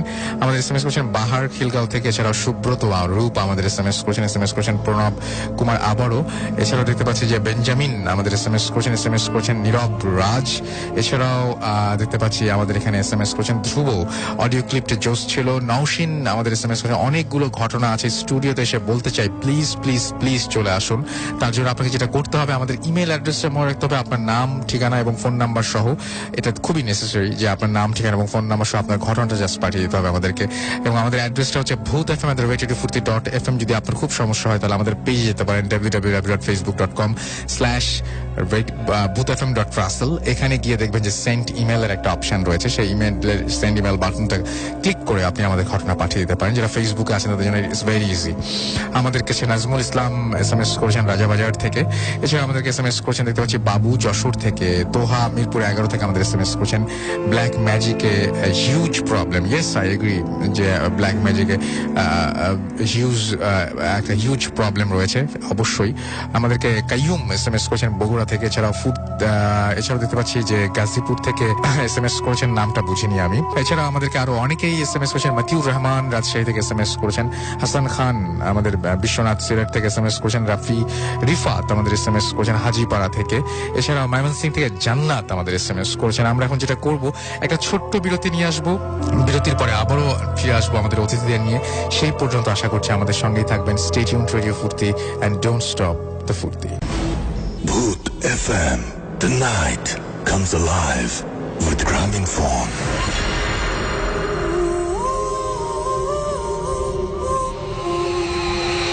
Welcome back. শুনছেন সবসময় ভিডিও ফুর্তি 8.2 FM। আমি রাসেল আছি সাথে, আমার সাথে রয়েছে মাসুম ভাই এবং আজকের অতিথিরা এবং আপনাদের সবাইকে আরো একবার স্বাগত জানাচ্ছি আমি ভূত FM এ। ঘড়িতে সময় রাত 12:53। অনেক রাত, তাই না? এবং এই ঠান্ডা ঠান্ডা রাতে আমরা একটা কাজ করি, আমরা আরো একটা ঘটনা শুনে ফেলি এবং সেই ঘটনাটি আমাদের ইমেইলেই রয়েছে এবং সেটাই আমরা এখন শুনবো। আমাদের একজন লিসেনার পাঠিয়েছেন যিনি এই মুহূর্তে স্টুডিওতে নেই, বাট তার ঘটনা আমরা পড়ে ফেলতেই পারি। তো রেগুলার পাঠান, আজকেও পাঠিয়েছেন মালয়েশিয়া থেকে। আমরা তার ঘটনা পড়বো, একটু লম্বা ঘটনা, একটু সময় বেশি লাগবে। সো আশা করছি ধৈর্য ধরে শুনবেন আপনারা। নাম সদমান সাকিব। তিনি লিখেছেন আমাদেরকে যে আমরা গল্প শুনতেই পছন্দ করি, ভাবি যদি গল্পটা সত্যি হতো তাহলে কেমন হতো। কিন্তু আমি আজ আমার লাইফে হয়ে যাওয়া একটা ঘটনা তা লিখতে যাচ্ছি এবং যদি ঘটনাটা গল্পটা যদি হতো তাহলে ভালোই হতো। যাই হোক, আমি আমার ঘটনায় চলে যাই। 2012 সাল, এন্ড অফ নভেম্বরে মালয়েশিয়াতে আমি তখন প্রথম আসি এবং তাই এই দেশের রাস্তাঘাট সম্পর্কে তেমন কোনো আইডিয়া নেই আমার। আমি একটি প্রাইভেট ইউনিভার্সিটির স্টুডেন্ট। নভেম্বরের 2012-এর কোনো এক দিন ক্লাস শেষ করে বেশ রাত হয়, which is around 9:30 PM. আমি ক্লাস শেষ করে বের হই এবং আমাকে কোনো কাজের জন্য বাসায় না গিয়ে একটু অন্য জায়গায় যেতে হয়। আমি লোকেশন ম্যাপ দেখিয়ে ট্যাক্সি খুঁজতে থাকি, কিন্তু কোনো ট্যাক্সি ওইখানে যেতে রাজি হয় না। ম্যাপের লোকেশন দেখার পরই তারা কেমন যেন একটা ভয় পেয়ে যায়। একটা ট্যাক্সি অমনি রাজি হয় যেতে। আমি কিছু না বলে তাড়াতাড়ি ট্যাক্সিতে উঠে পড়ি। তখন বেশ রাত। ট্যাক্সিটার পেছনের সিটে ড্রাইভারের ফেসটা খুব ভালো দেখা যাচ্ছিল না, বাট তার কথা আর অ্যাকসেন্ট শুনে বুঝতে পারলাম যে তিনি চাইনিজ এবং she was Chinese and আমি তাকে জিজ্ঞেস করলাম যে এই লোকেশনে কেউ আসতে যাচ্ছিল না and সবাই শুনে কেমন একটু ভয় পাচ্ছিল, কারণটা কি, do you know? Taxi driver বেশ ভারী গলায় আমাকে বলল, yes I know there is a haunted place over there. আমি তাকে জিজ্ঞেস করলাম যে ওই হন্টেড প্লেস সম্পর্কে জানাতে। ট্যাক্সি ড্রাইভার আমাকে বলল যে এই ওয়েতে একটা অ্যাপার্টমেন্ট কমপ্লেক্স আছে, যেটা পরিত্যক্ত একটা জায়গা রয়েছে, একটা কমপ্লেক্স রয়েছে যেটা 90s-এর কোনো এক সময়ে কলাপসড হয়ে যায়। অ্যান্ড ওই ট্র্যাজেডিতে অ্যাপার্টমেন্টের অনেক মানুষ ভেতরে চাপা পড়ে মারা যায়। তো ট্যাক্সি ড্রাইভার যিনি আমাকে নিয়ে যাচ্ছিলেন তিনিও এইদিকে এই ওয়ে দিয়ে তার ট্যাক্সি নিয়ে যাচ্ছিলেন। হঠাৎ একটা মহিলা রাস্তায় তার ট্যাক্সিতে উঠে বসে এবং বলে যে অ্যাপার্টমেন্টের কথা। ড্রাইভার সেই মহিলাকে জিজ্ঞেস করে যে ওই অ্যাপার্টমেন্ট তো অ্যাবান্ডেন্ট, ওইখানে কেন? মহিলাটা তখন কোনো রিপ্লাই দেয় না, জাস্ট বলে যে কাজ আছে। দেন সেখানে পৌঁছানোর পর মহিলাটা ড্রাইভারকে বলে আপনি একটু দাঁড়ান, আমি উপর থেকে আসছি, এই বলে সে ভেতরে চলে যায়। ট্যাক্সি ড্রাইভার তাকে বলেন be careful ma'am, this place is haunted, এবং মহিলাটি তার দিকে তাকিয়ে হেসে জাস্ট বলে whatever happens don't come in, অর্থাৎ যাই ঘটুক না কেন ভেতরে এসো না, এটা বলেই সে ভেতরে চলে যায়। অনেকক্ষণ সে নেমে আসে না। সো ড্রাইভার ভেতরে যায়, গিয়ে ড্রাইভার দেখতে পায় যে ভেতরে একটা মহিলা এক হাত নিয়ে সেই হাত ভেঙে পুরো ফ্লোরের ভেতরে কিছু একটা খুঁজছে, এবং মানে হাতটা ভেঙে মানে হাতটা একটু হামাগুড়ি দেওয়ার মতো করে মনে হয়। ট্যাক্সি ড্রাইভার বুঝতে পারলেন যে এটা তার ট্যাক্সির সেই মহিলা, কারণ ড্রেসটা সেম। এরপর ড্রাইভার তার দিকে যেতেই মহিলাটা চিৎকার করে বলে I told you to stay down there, and মহিলাটা তার ফেসটার দিকে তাকে যেতেই মহিলাটা চিৎকার করে বলে যে আমি তোমাকে নিচে থাকতে বলছিলাম, এবং দেখে যে ড্রাইভারটা খুব এবং তার ফেসের দিকে তাকাতে ড্রাইভার খুব ভয় পেয়ে যান, কারণ ফেসটা ছিল লাইক কোনো পাথরে পিষে যাওয়া, চোখ খুলে বের হয়ে যাওয়া, গালের একদিক নেই, এবং সেই ওই ভাঙা ফ্লোরটার এক হাত যেন খুঁজছে। এই পর্যন্ত বলে ট্যাক্সি ড্রাইভার থেমে যান। আমি আস্ক করি, এরপর উনি আমাকে রিপ্লাই দেন না এবং ওই ট্যাক্সি থামিয়ে দেন, দিয়ে আমাকে বলেন আমি আর সামনে যেতে পারবো না। আমি কারণ জানতে চাইলেও সে কিছু না বলে চলে যেতে চায় এবং বলে যে যেতে পারবো না, বাট আপনি নেমে যান, ওই সামনে আপনার লোকেশন, হেঁটে হেঁটে যেতে পারবেন। আমি ট্যাক্সি থেকে নেমে ফ্রন্ট ডোর দিয়ে মাথা ঢুকিয়ে আস্ক করি যে বাট আপনার ঘটনাটা তারপর কি হলো, অ্যান্ড ভাড়াটা কত হলো? বলে রাখা ভালো যে এবার আমি ড্রাইভারের ফেসটা দেখতে পাই, লোকটার চোখটা এত বড় ছিল, এত অস্বাভাবিক বড় ছিল যে এখনই বের হয়ে আসবে মনে হচ্ছিল, এবং আমি যদিও ভেবে নেই যে হতেই পারে। যাই হোক, সে আমাকে বলল I have died in there because of একটা মেজর হার্ট অ্যাটাকের জন্য। তিনি তাই বললেন যে আমি সেখানে মারা গিয়েছি। আমি এটা শুনে আকাশ থেকে পড়ি, বলি যে এটা ফানি ছিল রাইট? সে আমাকে বলে না, বাট আমি ট্যাক্সির মিটারের দিকে তাকাতে মিটারের কোনো বিল ওঠেনি। ডোরের মাথা বের করে লোকেশনটা দেখি আমি, এবং দেখি যে একটা কলাপসড অ্যাপার্টমেন্টের সামনে দাঁড়িয়ে আছে আমি, এবং মুহূর্তেই ট্যাক্সিটা আমার চোখের সামনে থেকে উধাও হয়ে যায়। আমি এবার খুব ভয় পেয়ে যাই, ভয় পেয়ে ওখানেই বসে পড়ি। কয়েকজন নাইট গার্ড দূর থেকে আমাকে দেখে দৌড়ে এসে আমাকে উঠায় এবং বলে আপনিও ওই ট্যাক্সিতে উঠেছিলেন নাকি?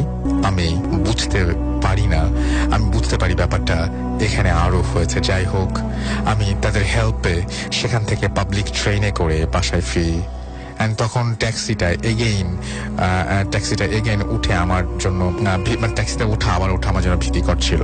ঘটনাটা এখানে শেষ হলে খুবই ভালো হতো, কিন্তু তা হলো না। আমি বাসায় এসে কাউকে বলি না যে এই ব্যাপারে কিছু একটা হয়েছে। দুদিন পর আমি আমার দুজন ফ্রেন্ডের সাথে ইউনিভার্সিটিতে এটা শেয়ার করি। আর আমার ফ্রেন্ড দুজনই, একজন মালয়েশিয়ান, নাম ফারহান হাজমার, এবং সে আমাকে বলে ইয়েস এমন অ্যাপার্টমেন্ট আছে, বাট ওটা অনেক দিন ধরে অ্যাবান্ডেন্ট। সো বলে রাখা ভালো যে ফারহান প্যারানরমাল থিংস নিয়ে অনেক এক্সাইটেড, অ্যান্ড সে আমার ঘটনাটা শুনে আফসোস করে যে তার লাইফে কেন এমন কিছু হয় না। যাই হোক, সে প্ল্যান করে যে ওই ওয়েতে সে ওই ট্যাক্সি নিবে, এবং প্ল্যান করে পরপর কয়েকবার রাতে সে সেখানে ট্যাক্সিতে ওঠে, বাট সে ওই ট্যাক্সিটা পায় না। এরপর বেশ কয়েকদিন ফারহানের সাথে দেখা হয় না, কিন্তু একদিন রাতে আমি দেখি যে ফারহান আমাকে বলছে যে তার লাশ, ফারহান আমাকে বলছে যে তার লাশটা ওই অ্যাপার্টমেন্টের ভেতরে আছে। সেটা স্বপ্নের মধ্যে আমি দেখছি। এই নাইট মেয়ার দেখে আমি পরদিন খুব ভয় পেয়ে ফারহানকে ফোন দিয়ে দেখি ফোনটা বন্ধ। ওর বাসায় খোঁজ নিয়ে যেতে পারি এবং দেখি যে 2 দিন ধরে ওর বাসায় ও নাকি ফেরেনি। অনেক খোঁজাখুঁজি চলছে। বলে রাখা ভালো যে তখন আমাদের ইউনিভার্সিটিতে কয়েকদিনের জন্য বন্ধ ছিল, তাই আমরা কেউ ব্যাপারটা জানতাম না যে সে মিসিং। এরপর আমি সাহস করে কয়েক ফ্রেন্ডের সাথে ওই অ্যাপার্টমেন্টে যাই এবং দিনের বেলা যাই এবং গিয়ে ভেতরে আমরা খুব বেশি শকড হয়ে দাঁড়িয়ে থাকি, কারণ ভেতরে আমরা ফারহানের লাশ দেখতে পাই। ওর ওর চোখগুলো যেন বের হয়ে আসছে, যেটা দেখে আমার মনে পড়ে যায় যে সেই ড্রাইভারের কথা, যে খুব ভয়ঙ্কর কিছু একটা দেখে হার্ট অ্যাটাক করেছিল। ঠিক তেমনটাই আমার ফ্রেন্ড ফারহানেরও হয়। আমি ফারহানের ভাইয়ের কাছ থেকে জানতে পারি যে ফারহান কয়েকদিন ধরেই প্যারানর্মাল জিনিস নিয়ে খুব ঘাটাঘাটি করছিল এবং ফারহান মেবি সেই ট্যাক্সিতে উঠেছিল, মেবি সেই মহিলাকে দেখেছিল। জানি না কি দেখেছিল ফারহান, বাট এটা জানি যে কখনো কিছু রিয়েল লাইফ ইনসিডেন্ট শুধু মাত্র স্টোরি হলেই ভালো হতো হয়তো। অনেকেই ভাবেন যে লাইফে কিছু প্যারানর্মাল কিছু হোক, কিছু একটা দেখি, বাট সেই ইচ্ছাটাই এমন পরিণতি ডেকে আনতে পারে। এবং ডক্টর পরে এনশিওর করেন যে ফারহানের ডেথ হয়তো এটাকেই হয়েছিল। অ্যান্ড আমি একটু রিসার্চ করে জানতে পারি যে ফারহান ওই ট্যাক্সিতে ওই অ্যাপার্টমেন্টের অনলি ভিকটিম নয়, এখন পর্যন্ত আরো বেশ কিছু মানুষ ওখানে মারা গেছে এবং অ্যাপার্টমেন্টটা এখনো পড়ে আছে ওভাবেই অবহেলায়। বাট কখনো ওয়ার্কাররা ওখানে কাজ করতে or কোনো ডেভেলপার ওই প্লেসে নিউ অ্যাপার্টমেন্ট বানাতে সে রাজি হয় না। এবং ফারহানের ডেটটা maybe 9th or 10th December, অর্থাৎ আজকে এইটা হচ্ছে হয়তো মৃত্যুবার্ষিকী। এটা হয়েছিল অ্যাকর্ডিং টু অটোপসি রিপোর্ট। এবং যাই হোক, এই ছিল আমার ঘটনা এবং ভালো লাগলে পড়ে শোনাবেন। সাদমান তারপর এটা লিখেছেন। And thank you so much Sadman for the beautiful story. এবং আশা করছি এরকম স্টোরি আপনাদের অনেকের কাছে আছে এবং আপনারাও আমাদেরকে এরকম স্টোরি পাঠাবেন এবং আপনাদের এরকম স্টোরি অপেক্ষায় থাকলাম। আমাদের অ্যাড্রেসটা তো একটাই, আপনারা জানেন নিশ্চয়ই। আমাদের অ্যাড্রেস হচ্ছে bhutfm@radio40.fm, which is BHWTFM@radioFORT.FM। আপনার নাম, ঠিকানা এবং ফোন নাম্বার সহ আপনার জীবনে ঘটে যাওয়া বা আপনার জানা সেরা ঘটনা লিখে পাঠিয়ে দিন আমাদের কাছে। এবং ঘটনার শুরুতে অবশ্যই উল্লেখ করুন যে ঘটনাটা আপনি স্টুডিওতে শেয়ার করতে চান নাকি আপনি চান আপনার ঘটনা আমরা পড়ে শোনাই। আমরা চলে যাচ্ছি আমাদের পরবর্তী অতিথির কাছে। আমাদের প্রথম যিনি ঘটনা শুনিয়েছিলেন তার কাছে আবারও যাচ্ছি দ্বিতীয় ঘটনা শোনার জন্য। আপনার নামটা প্লিজ একটু বলবেন, আপনার ঘটনা শুরু করবেন তারপর।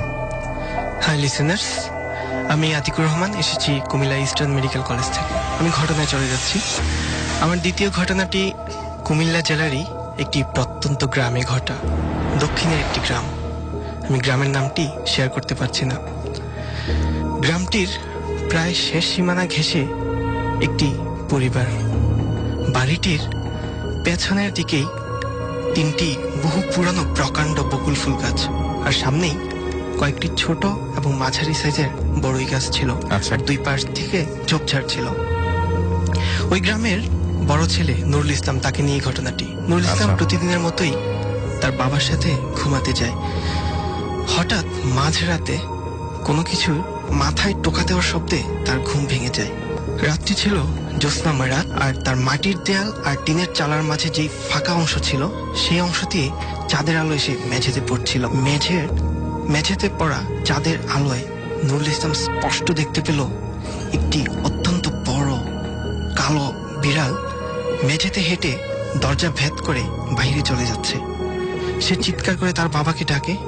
বাবা দুঃস্বপ্ন ভেবে তাকে ঘুমাতে বলে। এই ঘটনার পরদিন সকালে তার মাথায় ব্যথা অনুভব করতে থাকে। তার মাথা ব্যথা দিন দিন বেড়েই চলল। এভাবে আর কোনো ঘটনা হয়নি, তবে তার মাথা ব্যথা ভালোর কোনো লক্ষণই দেখা দিচ্ছিল না। কিছুদিন পর একদিন জ্যোৎস্নাময় রাতে সে তার বাবার সাথে ঘুমাচ্ছিল। আবারও তার মাথায় কোনো কিছু টোকা দেওয়ার শব্দে তার ঘুম ভেঙে যায়। সে চোখ মেলেই দেখতে পেল যে মোটা সেই একই আকারের কালো বিড়াল ঘরের টিপে ঠিক বাইরে চলে গেল। এবার সে সব সাহস সঞ্চয় করে তার বাবাকে আর ডাকলো না। দরজা খুলে সে বাইরে দেখতে চাইল বিড়ালটি কোথায় যায়। দরজা খুলে রাসেল ভাই সে যে দৃশ্যটি দেখতে পায়, তার ঘরের উঠোনে দরজার বাহিরে প্রায় 20 থেকে 25টি সেম আকারের কালো বিড়াল তার দিকে জল চোখে ভয়ঙ্কর দৃশ্যে তাকিয়ে আছে। সে রাসেল ভাই চিৎকার করে অজ্ঞান হয়ে নিচে পড়ে যায় মাটিতে। তার বাবা উঠে তাকে বিছানায় শুয়ে দেয়। এই ঘটনার পর থেকে তার 2 দিন পর তার জ্ঞান ফিরে এবং গায়ে তখন প্রচন্ড জ্বর ছিল। সবাই যখন ঘটনাটি জানতে চায় যে কি হয়েছিল সেই রাতে, সে কিছুই বলতে পারল না। তার মুখ শক্ত হয়ে পাকা হয়ে যেত। তার কয়দিন পর তার মাকে সে ঘটনাটি শেয়ার করে, কিন্তু তার মাথা ব্যথা প্রচন্ড বেড়েই চলল। একদিন নুরুল ইসলাম তার মাকে বলে, মা, আমি এই ব্যথা সহ্য করতে পারছি না, আমি একদিন চলে যাব, তোমাদেরকে ছেড়ে আমি চলে যাব। তো একদিন ভর দুপুরবেলা নুরুল ইসলাম তার মাকে বলে যে, আমি খাবার খাবো, আমার জন্য খাবার রেডি করো। মাকে খাবার আনতে পাঠিয়ে দিয়ে সে তার ঘরে গিয়ে ভেতর থেকে দরজা বন্ধ করে দেয়। কিছুক্ষণ পর মা খাবার নিয়ে এসে যখন ওকে ডাকে, কোনো সাড়া শব্দ না পেয়ে দরজার ফাঁক দিয়ে উকি মেরে দেখে তীর থেকে তার রশিতে তার লাশটি ঝুলছে। মা চিৎকার করে সবাইকে ডেকে যখন লাশটি নিচে নামানো হলো, তখন তার গলায় হ্যাঙ্গিং এর যেই মার্কটি থাকে সেটা স্পষ্ট দেখা গেল। তো এখন সবাই ঘটনাটি আসলে কেন সুইসাইড করেছিল সেটার কোনো কারণ খুঁজে পায় না। তো ওকে যখন জানাজার জন্য গ্রামের স্কুল মাঠে নিয়ে যাওয়া হয়, তখন হঠাৎ করে একজন অপরিচিত মধ্যবয়সী হুজুর টাইপের লোক এসে তার বাবাকে বলে যে, আপনি নুরুল ইসলামের বাবা, আপনার সাথে আমার কিছু কথা ছিল। নুরুল ইসলামের বাবা শুনতে চাইলে সে বলে, আপনার বাসার পিছনে বকুল ফুল গাছ রয়েছে। নুরুল ইসলাম সেই গাছে ফুল কুড়াতে গিয়েছিল কোনো একদিন। সেখানে একটি মেয়ে জিন থাকতো সেই বকুল ফুল গাছে। নুরুল ইসলামকে পছন্দ করে এবং তাকে বিয়ে করতে চায় এবং তাকে প্রস্তাব জানায়, কিন্তু বারবার এমন প্রস্তাবে নুরুল ইসলাম রাজি হয় না। রাজি হয়নি বলে একদিন তাকে প্রায় সময় ভয় দেখাতো। একদিন ওকে সরাসরি বলে দেয় যে আজ রাতেই ওকে উঠিয়ে নিয়ে যাবে এবং কেউ তা ঠেকাতে পারবে না। এই ঘটনাটি নুরুল ইসলাম মেনে নিতে পারেনি আর সেজন্যই সুইসাইড করেছে। এই ঘটনাটি বলে যখন জানাজার নামাজ হলো, জানাজার নামাজের পর নুরুল ইসলামের বাবা এবং সেখানে উপস্থিত যারা ঘটনাটি শুনেছিল হুজুরের কথা, সবাই হুজুরটিকে খুঁজতে থাকলো, কিন্তু কোথাও তাকে পাওয়া গেল না, কেউই তাকে দেখলো না। পরবর্তীতে নুরুল ইসলামের লাশটি দাফন করা হয় গ্রামেরই একটা পুকুর পাড়ে, পাশঝাড়, ওখানে গ্রামের কবরস্থান, সেখানে তাকে দাফন করা হয়। রাসেল ভাই, এই ছিল আমার second story. Okay, thank you very much. আপনার সেকেন্ড স্টোরির জন্য আপনাকে অনেক ধন্যবাদ। আমাদের দেখতে পাচ্ছি যে আমাদেরকে জাহাঙ্গীরনগর থেকে লিখেছেন মেহরাব। এছাড়াও আমরা ফেসবুকের কমেন্টের কথা বলছি। সিঙ্গা জয় লিখেছেন যে, আমি ভূতকে ভয় পাই না, ভূত আমাকে ভয় পায়, আল্লাহ তাই। আমাদেরকে এছাড়াও দেখতে পাচ্ছি যে মেহেদি হাসান মারুফ SMS করেছেন, I am big fan of ভূত FM। আমরা দুজন ফ্রেন্ড একসাথে শুনছি। এছাড়া আমাদেরকে দেখতে পাচ্ছি রুহান আহমেদ এখানে লিখেছেন আমাদের এখানে। এছাড়াও সাবরিনা SMS করেছেন আমাদের এখানে SMS করেছেন। দেখতে পাচ্ছি কাজী বাঁধন, ঘটনাগুলো অনেক ভালো লাগছে তার কাছে। আমাদেরকে এছাড়াও দেখতে পাচ্ছি সাব্বির SMS করে এখানে কমেন্ট করেছেন এবং আমাদেরকে এখানে কমেন্ট করেছেন নুসরাত মিম এবং তিনি বলছেন যে মালয়েশিয়ার যে স্টোরিটা সেটা তার কাছে ভালো লেগেছে।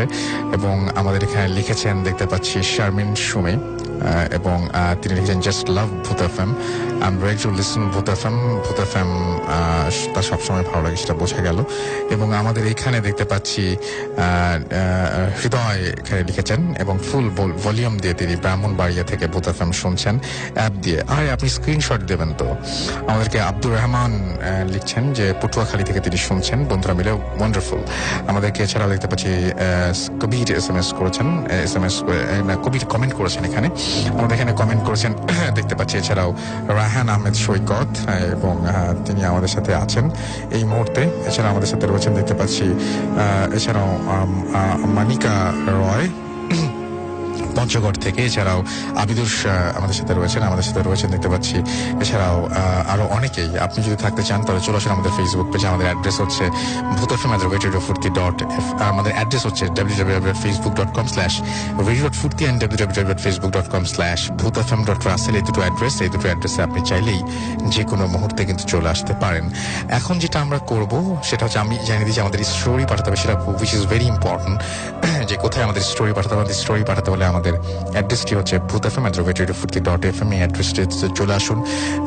আর এই অ্যাড্রেসে এসে আপনার নাম, ঠিকানা এবং ফোন নাম্বার সহ আপনার জীবনে ঘটে যাওয়া বা আপনার জানা সেরা ঘটনা লিখে পাঠিয়ে দিন আমাদের কাছে। ঘটনার শুরুতে অবশ্যই উল্লেখ করুন যে ঘটনাটি আপনি স্টুডিওতে এসে শেয়ার করতে চান, নাকি আপনি চান আপনার ঘটনা আমরা পড়ে শোনাই। আর যারা দেশের বাইরে রয়েছেন তাদেরকে রিকোয়েস্ট করবো সরাসরি আপনারা অডিও ক্লিপ পাঠিয়ে দিতে পারেন আমাদের কাছে। আমরা এখন যেটা করবো, আমাদের পরবর্তী অতিথির কাছে যাবো এবং তার একটা ঘটনা শুনবো।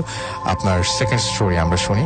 নাম আর ঠিকানা বলে আবারও আপনার স্টোরিটা বলুন প্লিজ। হ্যালো এভরিওয়ান, আমি মারুফ শুভ, মিরপুর থেকে এসেছি। জি, শুনি আপনার ঘটনা। এখন আপনাদের সাথে আমি যেই ঘটনাটা শেয়ার করব সেটা আমার কাজিন আকবর রাব্বির সাথে ঘটে যাওয়া তার লাইফের একটা ভয়ানক ঘটনা। এই ঘটনাটা ঘটেছিল চিটাগংয়ে। বলে রাখি রাসেল ভাই, রাব্বি ভাইয়া তার অফিসিয়াল ট্যুরে অনেক জায়গায় যায়, তো এরকম ভাবে একটা ট্যুর তার ছিল চিটাগংয়ে। তো সেখানে গিয়ে তারা একটা হোটেলে উঠেছিল। তো সে আর তার কলিগ, তার সাথে একটা কলিগ ছিল তার সাথে। তো তারা সারাদিন হোটেলে থেকে রাত্রেবেলা ডিনার করে তারা রুমের মধ্যে তারা বোরিং ফিল করছিল। তো তার কলিগ তাকে বললো যে রাব্বি ভাই আসেন আমরা একটু বাইরে হাঁটাহাঁটি করে আসি। তখন রাত প্রায় 11:30-12টার মতো বাজে। তো তারা দুজন চলে গেল বাইরে, ভালোই বাতাস ছিল। তো হাঁটতে হাঁটতে তারা হোটেল থেকে প্রায় অনেকটা দূরে চলে আসলো রাসেল ভাই। তো হাঁটতে হাঁটতে এমন একটা রোডে চলে আসলো যে রোডের গিয়ে দেখলো তারা যে রোডের পাশে কয়েকটা পরিত্যক্ত গাড়ি রাখা আছে ওখানে। তো আমার কাজিনের যে কলিগ ছিল তার বাসা থেকে ফোন এসেছিল। তো সে ফোনে একটু বিজি ছিল। তো সে ফোনে কথা বলতে বলতে একটু সামনে চলে গেল। আর আমার ভাই রাব্বি সে ওই পরিত্যক্ত গাড়িগুলোর সামনে দাঁড়িয়ে মোবাইল টিপছিল। তো গাড়িগুলোর বর্ণনা একটু দিই। গাড়িগুলো একেবারে পরিত্যক্ত ছিল, জং পড়া, ওই চাকাগুলো পাংচার, মানে একদম পুরোপুরি পরিত্যক্ত গাড়ি যেমন হয় আর কি। তো রাব্বি ভাই ওখানে দাঁড়িয়ে মোবাইল টিপছিল। তো কিছুক্ষণ পর সে একটা সাউন্ড পেলো যে ওই গাড়িগুলোর ভিতর থেকে মনে হচ্ছে যে কোনো একটা গাড়ির গ্লাসের মধ্যে কেউ যদি জোরে জোরে হাত দিয়ে বাড়ি দেয় যে টাইপের একটা সাউন্ড হবে, তো এই টাইপের একটা সাউন্ড সে পেলো। তো রাব্বি ভাই এই সাউন্ডটা পাওয়ার পর, মানে সাউন্ডটা 4-5 বার হয়েছিল, ধাপ ধাপ ধাপ এরকম একটা সাউন্ড আর কি, গ্লাসের মধ্যে দিলে যে ধরনের সাউন্ড হবে আর কি। তো রাব্বি ভাই পিছনে তাকানোর পর কিছুই সে দেখলো না। দেখলো গাড়িগুলো বিভিন্ন ভাবে রাখা আছে এখানে। তো সেম ভাবে 1 থেকে 2 মিনিট পরে একই ধরনের সাউন্ড হলো গাড়িগুলোর ভিতর থেকে। এবার একটু ভয়ানক ব্যাপার ঘটলো, মানে গলার আওয়াজ পাওয়া গেল, মানে মনে হলো যে রাব্বি ভাই কেউ ডাকলো। তো এটা যখন হলো রাব্বি ভাই একটু ভয় পেল এবং তার কলিগকে সে ডাক দিল। তার কলিগ তার থেকে ভালো ডিস্টেন্সেই ছিল। তো তার কলিগ মনে করলো যে রাব্বি ভাই হয়তো বা হোটেলে যাওয়ার জন্য তাকে ডাকছে। তো তার কলিগ ফোনে বিজি ছিল, বললো ভাই আসতেছি এরকম আর কি। তো রাব্বি ভাই সে নিজেই দেখতে চলে গেল যে কে তাকে ডাক দিল গাড়িগুলোর ভিতর থেকে। তো সে যখন গাড়িগুলোর ভিতর মানে সামনে গেল, দেখলো প্রত্যেকটা গাড়ির করলো। তো এরকম ভাবে একটা গাড়ির মধ্যে সে দেখলো যে ওই রোডের যে আলোটা ছিল, আলো দিয়ে বোঝা যাচ্ছিল যে ভিতরে কেউ একজন বসে রয়েছে গাড়ির ভিতরে। তো এরকম একটা রাব্বি ভাই এটা শিওর হওয়ার জন্য মোবাইলটা বের করলো পকেট থেকে, মোবাইলে লাইটটা জ্বালালো। তো লাইটটা জ্বালানোর সাথে সাথে সে গাড়ির মধ্যে লাইটটা মারার সাথে সাথে ভিতরে দেখলো ভিতরে কিছুই নেই। তো রাব্বি ভাই তখন মানে অবাক হয়ে গেল যে এই মাত্র মনে হলো একটা লোক বসে রয়েছে, এখন ভিতরে কিছুই নেই। তো সে এটা পুরোপুরি শিওর হওয়ার জন্য সে গাড়ির গেটটা খুলতে চেষ্টা করলো। মানে অনেক দিনের মানে গেটটা একটু কষ্ট করে খুলতে হলো। গেটটা যখন সে খুললো তখন সে তার লাইফের সব থেকে ভয়ানক দৃশ্য দেখলো রাসেল ভাই। সে যখন লাইটটা গাড়ির ভিতরে মারলো সিটের মধ্যে, তখন দেখলো যে একটা মানে বিভৎস চেহারার একটা লোক সেই গাড়ির ভিতরে বসে আছে। আর তার মাথাটা ঘুরে রাব্বি ভাইয়ের দিকে আর কি তাকালো। এটা দেখে রাব্বি ভাই অনেক ভয় পেয়ে যায়। তো ভয় পেয়ে সে সাথে সাথে ওখান থেকে দৌড়ে রোডের মধ্যে আসে। রোডের মধ্যে এসে তার সাথে ঘটে গেল আরেকটা ঘটনা। এসে দেখলো তার কলিগ সেই রোডের মধ্যে নেই। তো সেটা দেখার পরে তার কলিগকে সে মানে খোঁজা শুরু করলো রোডের ভিতরে। তো 2-3 মিনিট সে মানে রোডের মধ্যে দৌড়ালো, ওই সাইডে গেল, সামনে গেল, কোনো জায়গায় তার কলিগকে পাচ্ছিল না। তো সে আরো ভয় পেয়ে সে হোটেলের দিকে দৌড়ানো শুরু করলো। এমন সময় মহান আল্লাহ পাকের রহমতে তার কলিগ তাকে পিছন থেকে ডাক দিল, রাব্বি ভাই দৌড়াচ্ছেন কেন? তো এটা ডাক দেওয়ার পরে রাব্বি ভাই তখন একটু রাগান্বিত ভাবে তাকে বললো যে ভাই আপনাকে খুঁজতে, আপনি কই? তো সে তার কলিগ তাকে বললো যে আপনাকেও তো আমি খুঁজতেছি, এই 2 মিনিট ধরে তো আপনাকে আমি 4-5 মিনিট হয়ে গেল, তা আপনাকে তো আমি পাচ্ছি না। তখন রাব্বি ভাই বুঝে গেল যে তারা 2-3 মিনিট দুজনকে ওই রোডের মধ্যে দেখতে পাচ্ছিল না। তখন রাব্বি ভাই তার কলিগকে বলল, ভাই এই রোডটা আসলেই খারাপ, এই রোডে আর থাকা যাবে না, চলেন চলে যাই। রাব্বি ভাই তখন রাসেল ভাই রীতিমতো কাঁদছিল। তো সাথে সাথে তখন তার কলিগ তাকে রাব্বি ভাইকে মানে হোটেলে নিয়ে গেল। তারপর রাব্বি ভাই তাকে মানে পুরো ঘটনাটা তার সাথে শেয়ার করলো। উনি অসুস্থ হয়ে গেছিল রাসেল ভাই, তার অফিসের কাজ সে করতে পারেনি, পরবর্তীতে সে ঢাকায় ব্যাক করে। এই ছিল আমার ঘটনা রাসেল ভাই। থ্যাংক ইউ ভেরি মাচ আপনার ঘটনার জন্য। আমরা চলে যাবো একটা ছোট্ট বিরতির পরে আমরা আবারও ফিরে আসবো। সেই পর্যন্ত আমাদের সঙ্গেই থাকুন। Stay tuned for radio Foorti and don't stop the Foorti. FM, the night comes alive with Gramophone.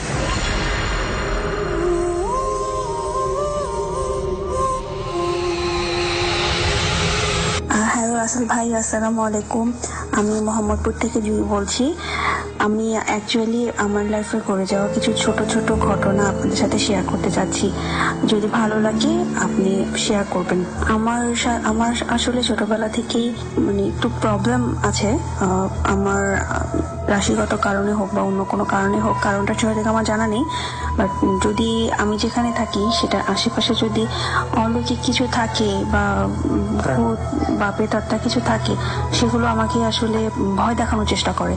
কোনো ক্ষতি করতে পারে না আলটিমেটলি, বাট ভয় দেখায় এবং আমাকে মানে জানান দিয়ে যায় যে কিছু একটা আছে এই বাসা বা এই এলাকাতে। তো আমার নানা বাসায় যখন ছিলাম তখনও বেশ কিছু প্রবলেম ফেস করেছি। আমাদের নিজেদের বাসায় আমরা শিফট করি 2011-তে, তখনও ও বাসায় বেশ কিছু প্রবলেম আমি ফেস করি। ঠিক প্রবলেম বলবো না, কিছুটা ভয়ে জাগনিয়া, কিছুটা অবাস্তব বলতে পারেন, কিছুটা অবিশ্বাস্য কিছু ঘটনা আমি এক্সপিরিয়েন্স করেছি। তার ছোট ছোট 2-1টি আজকে আমি আপনাদের সাথে শেয়ার করছি। আর সেটি প্রথমটি হয়, আমি যখন প্রথম আমাদের বাসায় যখন আমি শিফট করি, তো আমার বিছানাটি একদম জানলার পাশেই, আর ওখানে শুলে আমি তো ফ্লোরিং করে ঘুমাতাম তখন।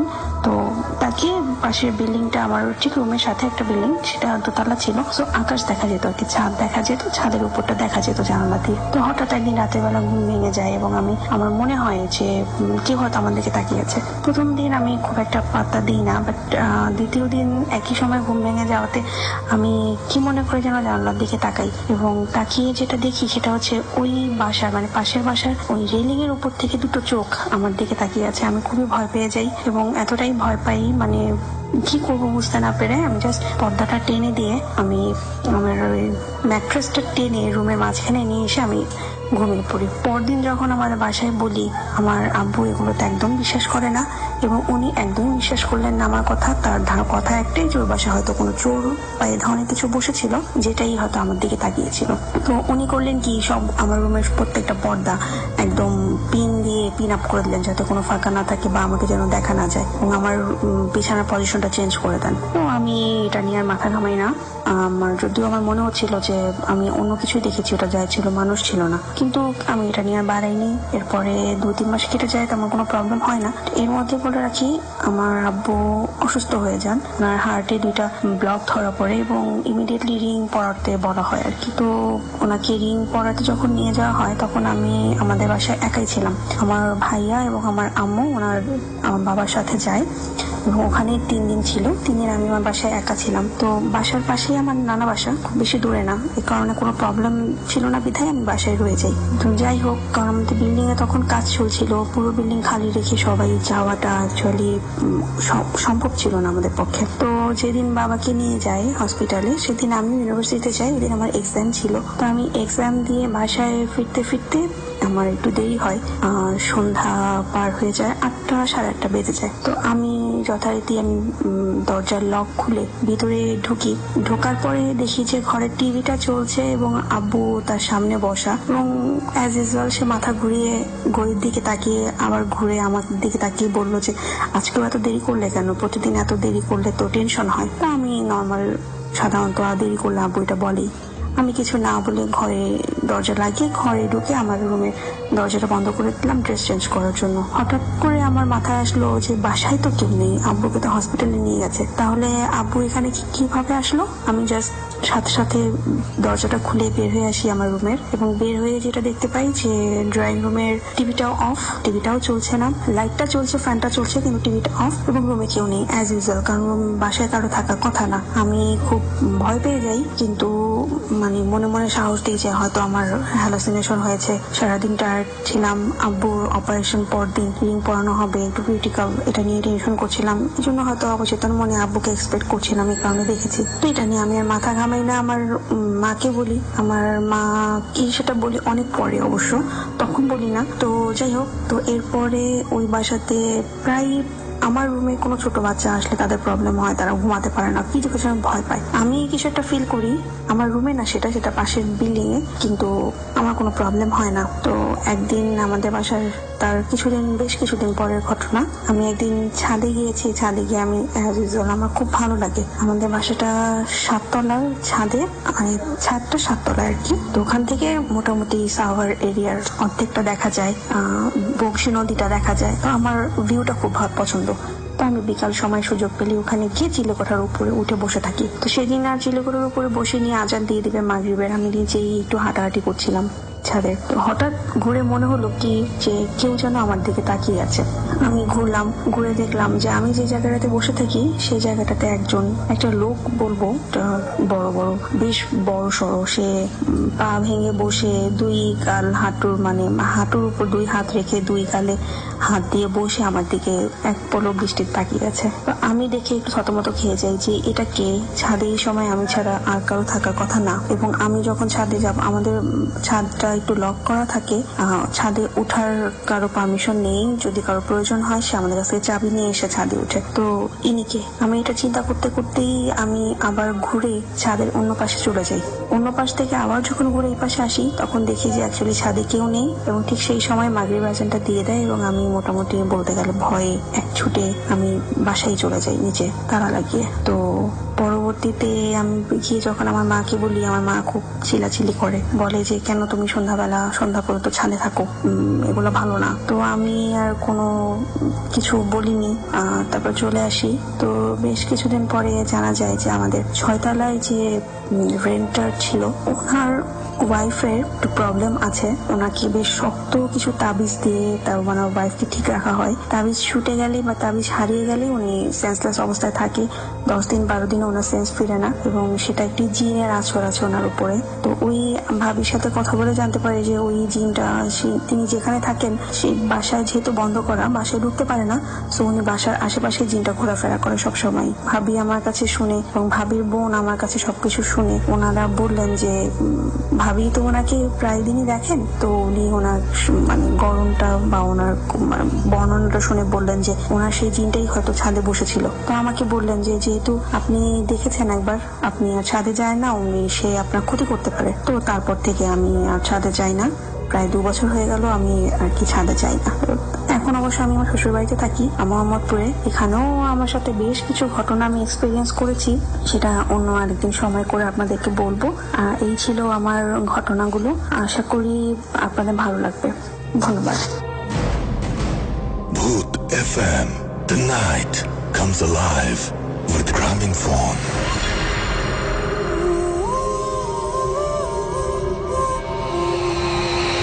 Yes, the night comes alive with Gramophone. শুনছেন সবসময় রেডিও 48.0 FM। আমি রাস্তালাচির সাথে, এবং একটার পর একটা দারুণ দারুণ ঘটনা শুনছি আমরা। এখন যেটা করব সেটা হচ্ছে আমাদের পরবর্তী অতিথির কাছে যাব। আপনার নামটা প্লিজ একটু বলবেন, তারপর আপনার ঘটনায় যাব আমরা। হ্যালো লিসেনার্স, আমি সিজান, এসেছি মিরপুর থেকে। ওকে, একটু কাছে এসে কথা বলতে হবে। হ্যাঁ জি বলুন। জি, সো আমার হোম টাউন গাজীপুর। আমি গাজীপুরের একটি হসপিটালের স্টোরি আপনাদের সাথে শেয়ার করব। তো হসপিটালটি অনেক পুরনো ছিল, এবং হসপিটালটি একটি শ্মশানের উপর নির্মিত। তো আগে ওখানে শ্মশান ছিল। তো হসপিটালের যে ওল্ড বিল্ডিং ছিল, তো সেখানে ফিমেল পেশেন্ট ওয়ার্ডে তো প্রায় একটি ঘটনা ঘটতো। রাতের বেলা দেখা যেত একটি কালো বিড়াল পেশেন্টের বেডে শুয়ে আছে এবং অনেক পেশেন্টই এটা ফেস করেছে। তো পেশেন্ট যখন দেখতো বিড়ালটিকে এবং সিকিউরিটি কল করতো, বাট সিকিউরিটি সার্চ করে ওখানে কিছু পায়নি। এবং আরেকদিন দুজন স্টাফ ডিউটি করতেছিল, তো ওরা রাতের বেলা লক্ষ্য করলো কে যেন দরজায় নক করতেছে, খুব কড়া নাড়তেছে। তো ওরা সিকিউরিটিকে কল করলো, মনে করলো যে কোনো পেশেন্ট এসেছে, বাট দেখা গেল ওখানে কোনো পেশেন্ট ছিল না। এবং আবার যখন নক করতেছে, তো ওরা দরজা যখন খুললো তখন দরজার সাইডে সেম কালো বিড়ালটিকে দেখতে পেলো। তো এটা ছিল ওল্ড বিল্ডিং এর স্টোরি। তো রিসেন্টলি ওখানে নতুন করে ক্যাম্পাসটা করা হয় এবং নতুন অনেক বিল্ডিং করা হয়। তো নিউ বিল্ডিং এর একটা স্টোরি আপনাদের সাথে শেয়ার করছি। তো নিউ বিল্ডিং এ যে অটি রুম ছিল, সেই অটি রুমটি ডোর ওপেন করলেই বিশাল একটি করিডোর পড়তো এবং করিডোরের বাম পাশে ছিল একটি লেবার রুম এবং একটি কমন রুম। তো একদিন একজন স্টাফ ওখানে কমন রুমটা ইউজ করে এবং যখন বের হবে তখন দেখতে পায় একটি সাদা আলখেল্লা পরা একজন লোক ওনার দিকে তেড়ে আসছে। সো উনি অনেক ভয় পেয়ে যায়, কারণ ওখানে কেউ প্রবেশ করতে পারতো না, শুধুমাত্র সিলেক্টেড পার্সন ছাড়া, রেস্ট্রিক্টেড ছিল অনেক। তো উনি চিৎকার দিয়ে ওঠে এবং সেন্সলেস হয়ে যায়। তো সিকিউরিটি এসে ওখানে অনেক সার্চ করে কিন্তু কাউকেই পায় না। তো আরেকদিন রাতের বেলা সেম কাহিনী, স্টাফ লেবার রুমটা যখন ইউজ করবে তখন উনি বের হচ্ছে লেবার রুম থেকে। তো উনি নোটিস করলো যে ওটি রুমের পাশেই একটি সেম আলখেল্লা পরা একজন সাদা লোক, উনি লম্বা ছিল অনেক, তো কি যেন বসে একটা খাচ্ছে। তো উনি অনেক ভয় পায়, তো পরে চিৎকার দিয়ে ওঠে এবং সিকিউরিটিকে কল করে। তো সিকিউরিটি এসে আসলে কোনো কিছু পায় না। তো এই ছিল আমার স্টোরি। Thank you. অনেক ধন্যবাদ আপনাকে আপনার স্টোরির জন্য। আমরা চলে যাব আমাদের পরবর্তী অতিথির কাছে। আপনার নামটা প্লিজ একটু বলবেন, তারপর আপনার স্টোরি শুনবো আমরা। হাই, আমি কাজী সাউদ হাসান সোহেল। জি, আপনার ঘটনা আমি আসছি কিলকেত নিকেতন থেকে। আমার ঘটনাটি ঘটে 2007 সালে। এয়ারপোর্টের পাশের বেরিবাদে। সেদিন রাত্র 9টা বাজবে, আমি আর আমার 2 বন্ধু মিলে বেরিবাদে হাঁটতে যাই। এমনিতে বেরিবাদে রেগুলারই অনেক মানুষ হাঁটতে যায়, কম বেশ অনেক লোকই সন্ধ্যার পরও থাকে, কিন্তু সেদিন কেউ ছিল না, শুধু আমরা 3 জনই ছিলাম। আর যত সম্ভব অমাবস্য ছিল, কারণ গুটগুটে অন্ধকার ছিল, কোনো চাঁদ ছিল না। তো একটা সময় আগে রাসেল ভাই বলে রাখি, আমাদের বেরিবাদের রোডটার দক্ষিণ আর উত্তর দিকে মুখ করা। ওই উত্তর সাইডটা গেছে আপনার এয়ারপোর্টের ঢোকার রাস্তা, আর দক্ষিণ সাইডটা গেছে ক্যান্টনমেন্টের ঢোকার রাস্তা। আর পশ্চিম সাইডে একটি এয়ারপোর্টের বাউন্ডারি আছে, বাউন্ডারির পাশে একটা বিশাল পুকুর আছে। তো পুকুরের পাশে, এটা এয়ারপোর্টের ভিতরে, পুকুরের পাশে একটি চিতাখোলা আছে, এটা পরিত্যক্ত এখন। একসময় সিভিল এভিয়েশনের এই হিন্দু স্টাফ যারা ছিল তাদেরকে ওইখানে পোড়ানো হতো, এখন অবশ্য হয় না। তো যে ক্যান্টনমেন্টের দিকে দক্ষিণ সাইডে যে রাস্তাটা গেছে, আমরা সেই রাস্তা ধরে দক্ষিণ দিকে যাই 3 জনই। ওইখানে আরেকটা ছোট পুকুর আছে, এটা হাতের বাম সাইডের রাস্তার। তো আমি আর আমার 2 বন্ধু মিলে ওই পুকুরের পাশে যাই। যার পরে ওইখানটায় আমরা বসি। বসার পরে হঠাৎ আমি বলি যে চল আগুন জ্বালাই। এটা বলে আমি কিছু খড়কুটা বা কাগজ টুকাতে গেলাম সাইডে। যাওয়ার পর আমি পশ্চিম দিকে মুখ করা ছিলাম, আমার পিছন সাইডে ছিল পুকুরটা। তো হঠাৎই আমরা আর কি কেমন পুকুরে গোসল করলে যেরকম একটা শব্দ হয়, ঝুমঝুম, এরকম একটা শব্দ শুনতে পাই। তো আমার পাশে কিছু ভিন্ন ছোঁয়া ছিল, মানে বড় বড় ঘাসের মতো, সেগুলো হঠাৎ দেখি নেমে যায়, মানে কেউ হেঁটে গেলে যেরকম ঘাসগুলো নেমে যায় ওই রকম। তারপর তখন একটু মনে ভয় লাগে, আমাদের 3 জনের মনে একটু ভয় লাগে। তো আমরা জুতো খুলে বসে আসছিলাম ওইখানে। তো হঠাৎ দেখি পানিগুলো অনেক জোরে শব্দ হচ্ছে, যেমন কেউ লাফাচ্ছে পানির ভিতরে, কাউকে দেখা যাচ্ছে না অবশ্য। তো এটা দেখে আমরা 3 জনই ওইখান থেকে ভয়ে দৌড় দিয়ে পুকুর থেকে অনেকটা দূরে যখন যাই, যাওয়ার পর এখানে গিয়ে থামার পরে মানে প্রচন্ড ভয়ে আমরা হাত পা কাঁপতেছিল 3 জনের। তো পিছনে ফিরে যখন তাকাই, আমরা যে জায়গাটায় বসা ছিলাম রাসেল ভাই, ঠিক সেই জায়গাটাতেই বিশাল আকৃতি, মানুষের মতন দেখতে, মানে ছায়ারূপী। ছায়া যেমন অন্ধকার হয়, সেটা অন্ধকার না, মানে কালো না, সাদা, ফকফকে সাদা, অন্ধকারের ভিত্তি স্পষ্ট বোঝা যাচ্ছে দেখি ওইখান থেকে যে দেয়ালের উপরে পুকুর পার হয়ে যে চিতাখোলাটা ওইখানে চোখের পলকে চলে যায়। ওখানে যাওয়ার পরে সাথে সাথে ভ্যানিশ হয়ে যায় রাসেল ভাই। এই ছিল আমার ঘটনা। আজ ওই ঘটনার পর থেকে আজ পর্যন্ত আমি সন্ধ্যার পরে ওইদিকে আরো যাইনি। থ্যাংক ইউ সো মাচ আপনার ঘটনার জন্য আপনাকে ধন্যবাদ। তো এই ছিল আমাদের অতিথিদের ঘটনা। আমার কাছে আরো ইমেল রয়েছে, সেগুলো আমরা পড়বো, তবে আমি একটু SMS পড়তে চাই। তার আগে আমাদেরকে যারা SMS করছেন দেখতে পাচ্ছি FM সাদমান আমাদের SMS করেছেন এবং তিনি বলছেন যে give me the link of ফুর্তি অ্যাপ। ফুর্তি অ্যাপের জন্য যেটা কথা হবে, আপনার iOS বা আপনার অ্যান্ড্রয়েড থেকে আপনি চলে যাবেন আপনার অ্যাপ স্টোরে বা গুগল প্লেতে এবং সেখানে গিয়ে জাস্ট টাইপ করতে হবে আপনাকে রেডিও ফুর্তি, দেখবেন যে আপনি অ্যাপটি পেয়ে গেছেন এবং বিউটিফুল অ্যাপ, জাস্ট আপনি ডাউনলোড করুন ফ্রি। সো বুঝতেই পারছেন যে ইটস ভেরি ইজি, আপনি যে দেখলেই বুঝতে পারবেন আর কি। পিউর রহমান বাগেরহাট থেকে আমাদের SMS করেছেন এবং তিনি বলেন সত্যি আজকে খুব ভালো হলো। অন্না কবির আমাদের SMS করেছেন, এদিতে আমাদের SMS করেছেন ময়মনসিং থেকে, ইমেইল গুলো বেশি ভালো লাগছে। নাজমুস সাকিব সামি আমাদের SMS করেছেন এবং তিনি বলছেন 3 উইকস পরে শুনছেন, ওয়েলকাম ব্যাক। আশা করছি এখন থেকে রেগুলার আপনি পেয়ে যাবেন, আমাদেরকে পেয়ে যাবো আপনাকে। শুভ্র আমাদের SMS করেছেন, লাস্ট উইকের ভূত FM শুনি নাই, মনটা খুব খারাপ ছিল তাই, বাট আজকের ঘটনাগুলো ভালো লেগেছে তার কাছে। নাইম খান আমাদের বরিশাল থেকে SMS করেছেন এবং তিনি বলছেন যে ইমেলটা খুবই ভয়ের ছিল। হাসান খান আমাদের বিশ্বনাথ সিলেট থেকে SMS করেছেন, লিখেছেন আই লাভ ভূত FM।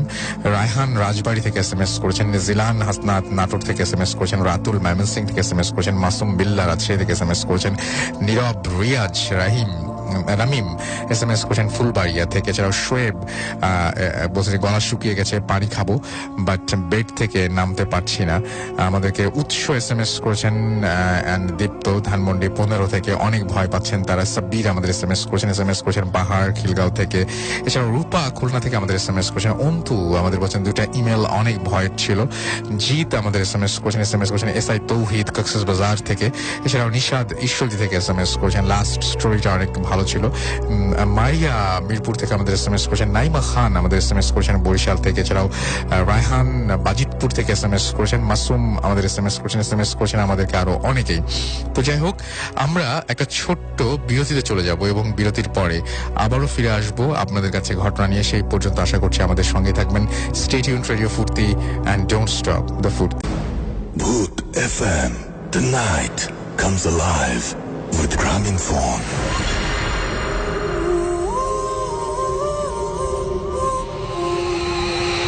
Yes, the night comes live with Gramophone. শুনছেন সবসময় রেডিও ফুর্তি 8.2 FM। আমি রাসেল আছি সাথে এবং চলছে ভূত FM। আর সেই সাথে I have a very good news for you. Finally, Burger King is here in Bangladesh. বাংলাদেশে এই প্রথম বিশ্ব জুড়ে হোম অফ হোপার হিসেবে জনপ্রিয় quick service restaurant Burger King বনানীতে 11 নম্বরে আজকে থেকে যাত্রা শুরু করলো তাদের, এবং আজকে 3টায় অফিসিয়ালি তারা ওপেন করেছে তাদের আউটলেট। অ্যান্ড বার্গার কিং এর world famous flame grilled hopper এবং বিভিন্ন সিগনেচার রেসিপিস সহ আরো অনেক মজার আইটেমস এখন থেকে এনজয় করতে পারবো আমরা যারা ফুড লাভার্স তারা। এবং বার্গার কিং এর গ্র্যান্ড ওপেনিং এ প্রিপারেশন শেষ হয়ে গেছে বনানী 11 নম্বরে। এবং আপনারা যারা উত্তরা অথবা ধানমন্ডি অথবা বসুন্ধরা রয়েছে তাদের মন খারাপের কোনো কারণ নেই। Very soon Burger King will be there, and so it's time for some Whopper excitement, right? So আমি চলে যাব এখন একটা ছোট্ট ঘটনায়, এবং সেই ঘটনাটি পাঠিয়েছেন আমাদের কাছে আমাদেরই একজন অতিথি এবং আমাদের একজন লিসেনার, এবং তার ঘটনাটা আমরা ঠিক তিনি যেভাবে লিখেছেন তাই সেভাবে পড়ে শোনাবো। তিনি আজকে স্টুডিওতে আসতে পারেননি, বাট তার ঘটনাটা আমরা পড়ে শোনাচ্ছি। আমাদেরকে এটা লিখেছেন, আমি নামটা সবার পরেই পড়ি কারণ জানি না পরে অনেকে নাম উপরে দিয়ে পরে বলেন যে নাম বলা যাবে না। যাই হোক, আমি ভূত FM, হ্যালো রাসেল ভাই, আমি ভূত FM একজন অনেক বড় fan as well as very regular listener. Every Friday এইটার জন্যই ওয়েট করি। আই এম ভেরি সরি স্টুডিওতে আসা সম্ভব হচ্ছে না due to some problems. And কিছুদিন আগে আমার একটা বড় কাজিন ব্রাদার বাসায় এসেছিল অ্যান্ড তার কাছ থেকে অনেক বেশি অদ্ভুত একটি ঘটনা শুনতে পাই আজ, যা আপনাদের সাথে শেয়ার করব। আমার ভাইয়া একজন বিজনেসম্যান অ্যান্ড সেই জন্য তাকে প্রায় ঢাকার বাইরে যেতে হয়। একদিন এমন এক বিজনেস পারপাসে তাকে কক্সবাজার যেতে হয় এবং সারা দিনের কাজ ভাইয়া শেষ করে হোটেলে ফেরেন এবং সেই হোটেলেই হলো ভাইয়ার জীবনের সব থেকে অবিশ্বাস্য কিছু জিনিস। ভাইয়াও আমার মতো ভূত এফএমের ফ্যান, তাই সে ভূত এফএম ডাউনলোড করে শুনছিল মোবাইল থেকে অ্যান্ড সে ওয়াশরুমে যায়। সে মুখ ধুচ্ছিল, ভাইয়ার আয়নার দিকে তাকালো এবং এমন এক জিনিস দেখলো যা তার জীবনে কখনোই সে চাইবে না আবারও দেখতে। সে দেখলো যে বাথরুমের জানালা থেকে একটা বাচ্চা মেয়ের ভয়ঙ্কর মাথা তার দিকে চেয়ে আছে, অর্থাৎ যে ভেন্টিলেশনের জায়গা সেটার কথা নিশ্চয়ই বুঝতে যাচ্ছেন, যে আয়নার রিফ্লেকশনে দেখা যাচ্ছে। ভাইয়া পেছনে তাকিয়ে দেখে কেউ নেই, আবারও আয়নায় তাকালো এবং একই জিনিস। ভাইয়া তাড়াতাড়ি বাথরুম থেকে বের হয়ে লাইট অফ করে বিছানাতে শুয়ে ঘুমানোর চেষ্টা করে, আর সেই মুহূর্তে বাথরুম থেকে জোরে জোরে কেউ নক করছে এমন একটি সাউন্ড আসছিল। নকের সাউন্ড ধীরে ধীরে ধীরে ধীরে বাড়তে থাকলো অ্যান্ড বুঝতেই পারছেন যে নক কেমন হয় এবং এরকম ভাবে যদি কেউ নক করে ক্রমাগত, এবং সেই নকটি শুনতে পাচ্ছিল এবং ভাইয়া অনেক ভয় পাচ্ছিল এবং দোয়া পড়ছিল অ্যান্ড তখন এই সাউন্ডটা বন্ধ হয়ে যায়। কিন্তু তাও ভাইয়া অনেক ভয় পাচ্ছিল এবং সে ফিল করতে পারছিল যে তার বেডের পেছনের দিকে জানালার দিকে কেউ তাকিয়ে নিঃশ্বাস নিচ্ছে। কাছেই ভাইয়া ঘুমাচ্ছিল এবং তখন দেখলো যে সেই বাচ্চা ভাইয়া উঠে বসে এবং তখনই দেখলো যে বাচ্চা মেয়ে ভাইয়ার পায়ের সামনে দাঁড়িয়ে আছে। ভাইয়া তারপর জ্ঞান হারিয়ে ফেলে এবং সকালে হোটেল হতেই ভাইয়া সেই হোটেল থেকে দ্রুত চলে যাওয়ার ব্যবস্থা করে। পরে শোনা যায় যে ওই হোটেলের রুমে প্রায় এমন ছোট মেয়ে বাচ্চার কান্নার শব্দ শোনা যায় বা দেখতে পাওয়া যায়। ভাইয়ার পরে বেশ কিছুদিন প্রচুর জ্বর ছিল এবং সুস্থ হওয়ার পর ভাইয়া একটু সাহস করে আবার সেই হোটেলে যায় এবং জানার জন্য যে এমনটা তার সাথে শুধু হয়েছে কিনা, এবং ওখানকার এক কেয়ারটেকার ভাইয়াকে জানাতে পারে যে সেই রুমটা একটি কাপল, তাদের 6 বছরের একটি মেয়ে থাকতে এসেছিল এবং বেশ কিছুদিন সেখানে তারা থাকে এবং সেইখানেই ছোট মেয়ে বাচ্চাটির আনন্যাচারাল একটা ডেথ হয়। তবে সেই মেয়ের আত্মাই সেটা ছিল কিনা ভাইয়ার সামনে দেখা দিয়েছিল যেটা, এবং ভাইয়া এই ঘটনার পর প্রায় সিক থাকে এবং ভাইয়ার কোনো দিনও এই ঘটনা কারো সাথে ভাইয়া কখনো শেয়ার করে না। আমার সাথে করেছে অ্যান্ড আমি আপনাদের সাথে শেয়ার করলাম। থ্যাংক ইউ ভেরি মাচ আমাদের সাথে এই ঘটনাটা আপনি শেয়ার করেছেন, এবং আমি জানি যে আরো অনেকের কাছে হয়তো এরকম ধরনের ঘটনা রয়েছে, সেই ঘটনাগুলো চাইলে আপনিও শেয়ার করতে পারেন। সেজন্য আমাদের ইমেল অ্যাড্রেসটা মনে রাখতে হবে, which is bhutfm@radiofurti.fm, bhutfm@radiofurti.fm। আপনার নাম, ঠিকানা এবং ফোন নাম্বার সহ আপনার জীবনে ঘটে যাওয়া বা আপনার জানা সেরা ঘটনা লিখে পাঠিয়ে দিন আমাদের কাছে। ঘটনার শুরুতে অবশ্যই উল্লেখ করুন যে ঘটনাটি আপনি স্টুডিওতে এসে শেয়ার করতে চান, নাকি আপনি চান আপনার ঘটনা আমরা পড়ে শোনাই। আর যারা দেশের বাইরে রয়েছেন তাদেরকে রিকোয়েস্ট করবো যে অডিও ক্লিপ সরাসরি পাঠিয়ে দিতে পারেন আমাদের কাছে, এবং অডিও ক্লিপ পাঠানোর অ্যাড্রেসও কিন্তু এই একটাই, এবং সেখানে আমরা অপেক্ষায় থাকবো আপনাদের অডিও ক্লিপের জন্য। আর যারা এই মুহূর্তে আমাদের সঙ্গে ফেসবুকে লিখছেন, আমি দেখতে পাচ্ছি যে অনেকেই আমাদের সঙ্গে কিন্তু এই মুহূর্তে ফেসবুকে আছেন এবং ভবিষ্যতেও থাকতে পারবেন। সেজন্য আমি লিঙ্কটা বলে দিচ্ছি, সেটা হচ্ছে আমাদের ফেসবুকের লিঙ্কটা হচ্ছে www.facebook.com/bhutfm.russell and www.facebook.com/radio.furti। এই দুটো জায়গায় যায় কিন্তু আপনি আপনার কথা লিখতেই পারেন, জানাতেই পারেন আমাদেরকে। তো আমাদের আজকে যারা এই মুহূর্তে এখনো ফেসবুকে আমাদের সঙ্গে আছেন এবং আমাদের সাথে লিখে যাচ্ছেন, কথা বলছেন, তাদের দু একটা কমেন্ট আমরা পড়তে পারি অবশ্যই এখনো, এবং আমি সেই কমেন্টগুলো দিয়ে আজকে শেষ করতে চাই আমাদের আজকের ভূত এফএম। খুব ভালো লাগছে ভাইয়া। ইকবাল হোসেন আমাদের লিখছেন, পাভেল আহমেদ আমার সাথে আছেন, আমার কিছু স্টোরি আছে কিন্তু কিভাবে শেয়ার করবো। ঠিক আপনি যেখানে লিখছেন তার উপরে দেখেন অর্থাৎ ফেসবুকের এই পেজে আছে সেন্ড ইমেল। এই সেন্ড ইমেইলে গিয়ে আপনি কিন্তু আপনি ঘটনা পাঠিয়ে দিতে পারেন এবং আপনি চাইলে আমাদেরকে সরাসরি ঘটনা পাঠাতে পারেন। একটু আগে যে অ্যাড্রেস বললাম সেখানেও ভূত এফএম radiofurti.fm। আসলে স্টোরিগুলো ভালো লাগছে, থ্যাংক ইউ ভেরি মাচ, যাদের কাছে ভালো লাগছে খুব ভালো লাগছে। ভাইয়া লিখেছেন ইকবাল হোসেন, এছাড়াও শরীফুল ইসলাম শফিউল আমাদের গাজীপুর থেকে SMS করেছেন। আমাদেরকে রিয়াজুল ইসলাম লিখেছেন যে হোটেলের ঘটনা শুনে খুব ভয় লাগছে এবং তিনি অ্যাপ দিয়ে শুনছেন, অ্যাপের ছবি আপ করেছেন। টুটুল নাসির আমাদের সঙ্গে আছেন, আমাদের RJ রনি পাল আমাদের সঙ্গে রয়েছেন, আমাদের সাথে রয়েছেন দেখতে পাচ্ছি। এছাড়াও অমি সরকার এবং আমাদের সঙ্গে রয়েছেন দেখতে তিনি এবং আরিফ দুজন মিলে শুনছেন আমাদেরকে। এছাড়া আমাদের সাথে রয়েছেন ফরচুনেট বয় পলাশ এবং তিনিও একটা অ্যাপের ছবি আপ করেছেন। রানা আমাদের সাথে লিখছেন নাইস। MD আলমগীর হোসাইন আমাদের সাথে আছেন, আমাদের সঙ্গে আছেন শিমুল। এছাড়া আমাদের সঙ্গে রয়েছেন দেখতে পাচ্ছি এই মুহূর্তে আশিকুর রহমান। এছাড়া আমাদের সঙ্গে রয়েছেন দেখতে পাচ্ছি এই মুহূর্তে আবির খান, আমাদের সঙ্গে রয়েছেন মোহাম্মদ ইকবাল হোসেন। এছাড়াও আপন আমাদের সাথে আছেন দেখতে পাচ্ছি। এছাড়াও আরো অনেকেই, যেমন সুইটি ইসলাম পাপড়ি। এছাড়াও আমাদের সঙ্গে রয়েছেন এই মুহূর্তে দেখতে পাচ্ছি রনি আহমেদ আমাদের সাথে আছেন, আরমান। এছাড়াও আমাদের সাথে রয়েছেন জয় বিশ্বাস সহ আরো অনেকে। আপনি যদি থাকতে চান তাহলে চলে আসতে পারেন কিন্তু এই পেজে, কারণ আমরা সারা বছর এবং প্রতিটা সপ্তাহেই এই পেজে কিন্তু আমরা সব সময় রয়েছি, রাইট? আমাদের সাথে এছাড়াও দেখতে পাচ্ছি আরো অনেকেই আমাদের রেডিও ফুর্তি যে পেজ আছে সেখানেও লিখছেন এবং লিখেছেন। আমাদের এখানে দেখতে পাচ্ছি হৃদয় আহমেদ লিখেছেন, আমাদের এখানে আরিয়ান জোহান আমাদের এখানে আছেন, আমাদের সাথে রয়েছেন আবু তাহের।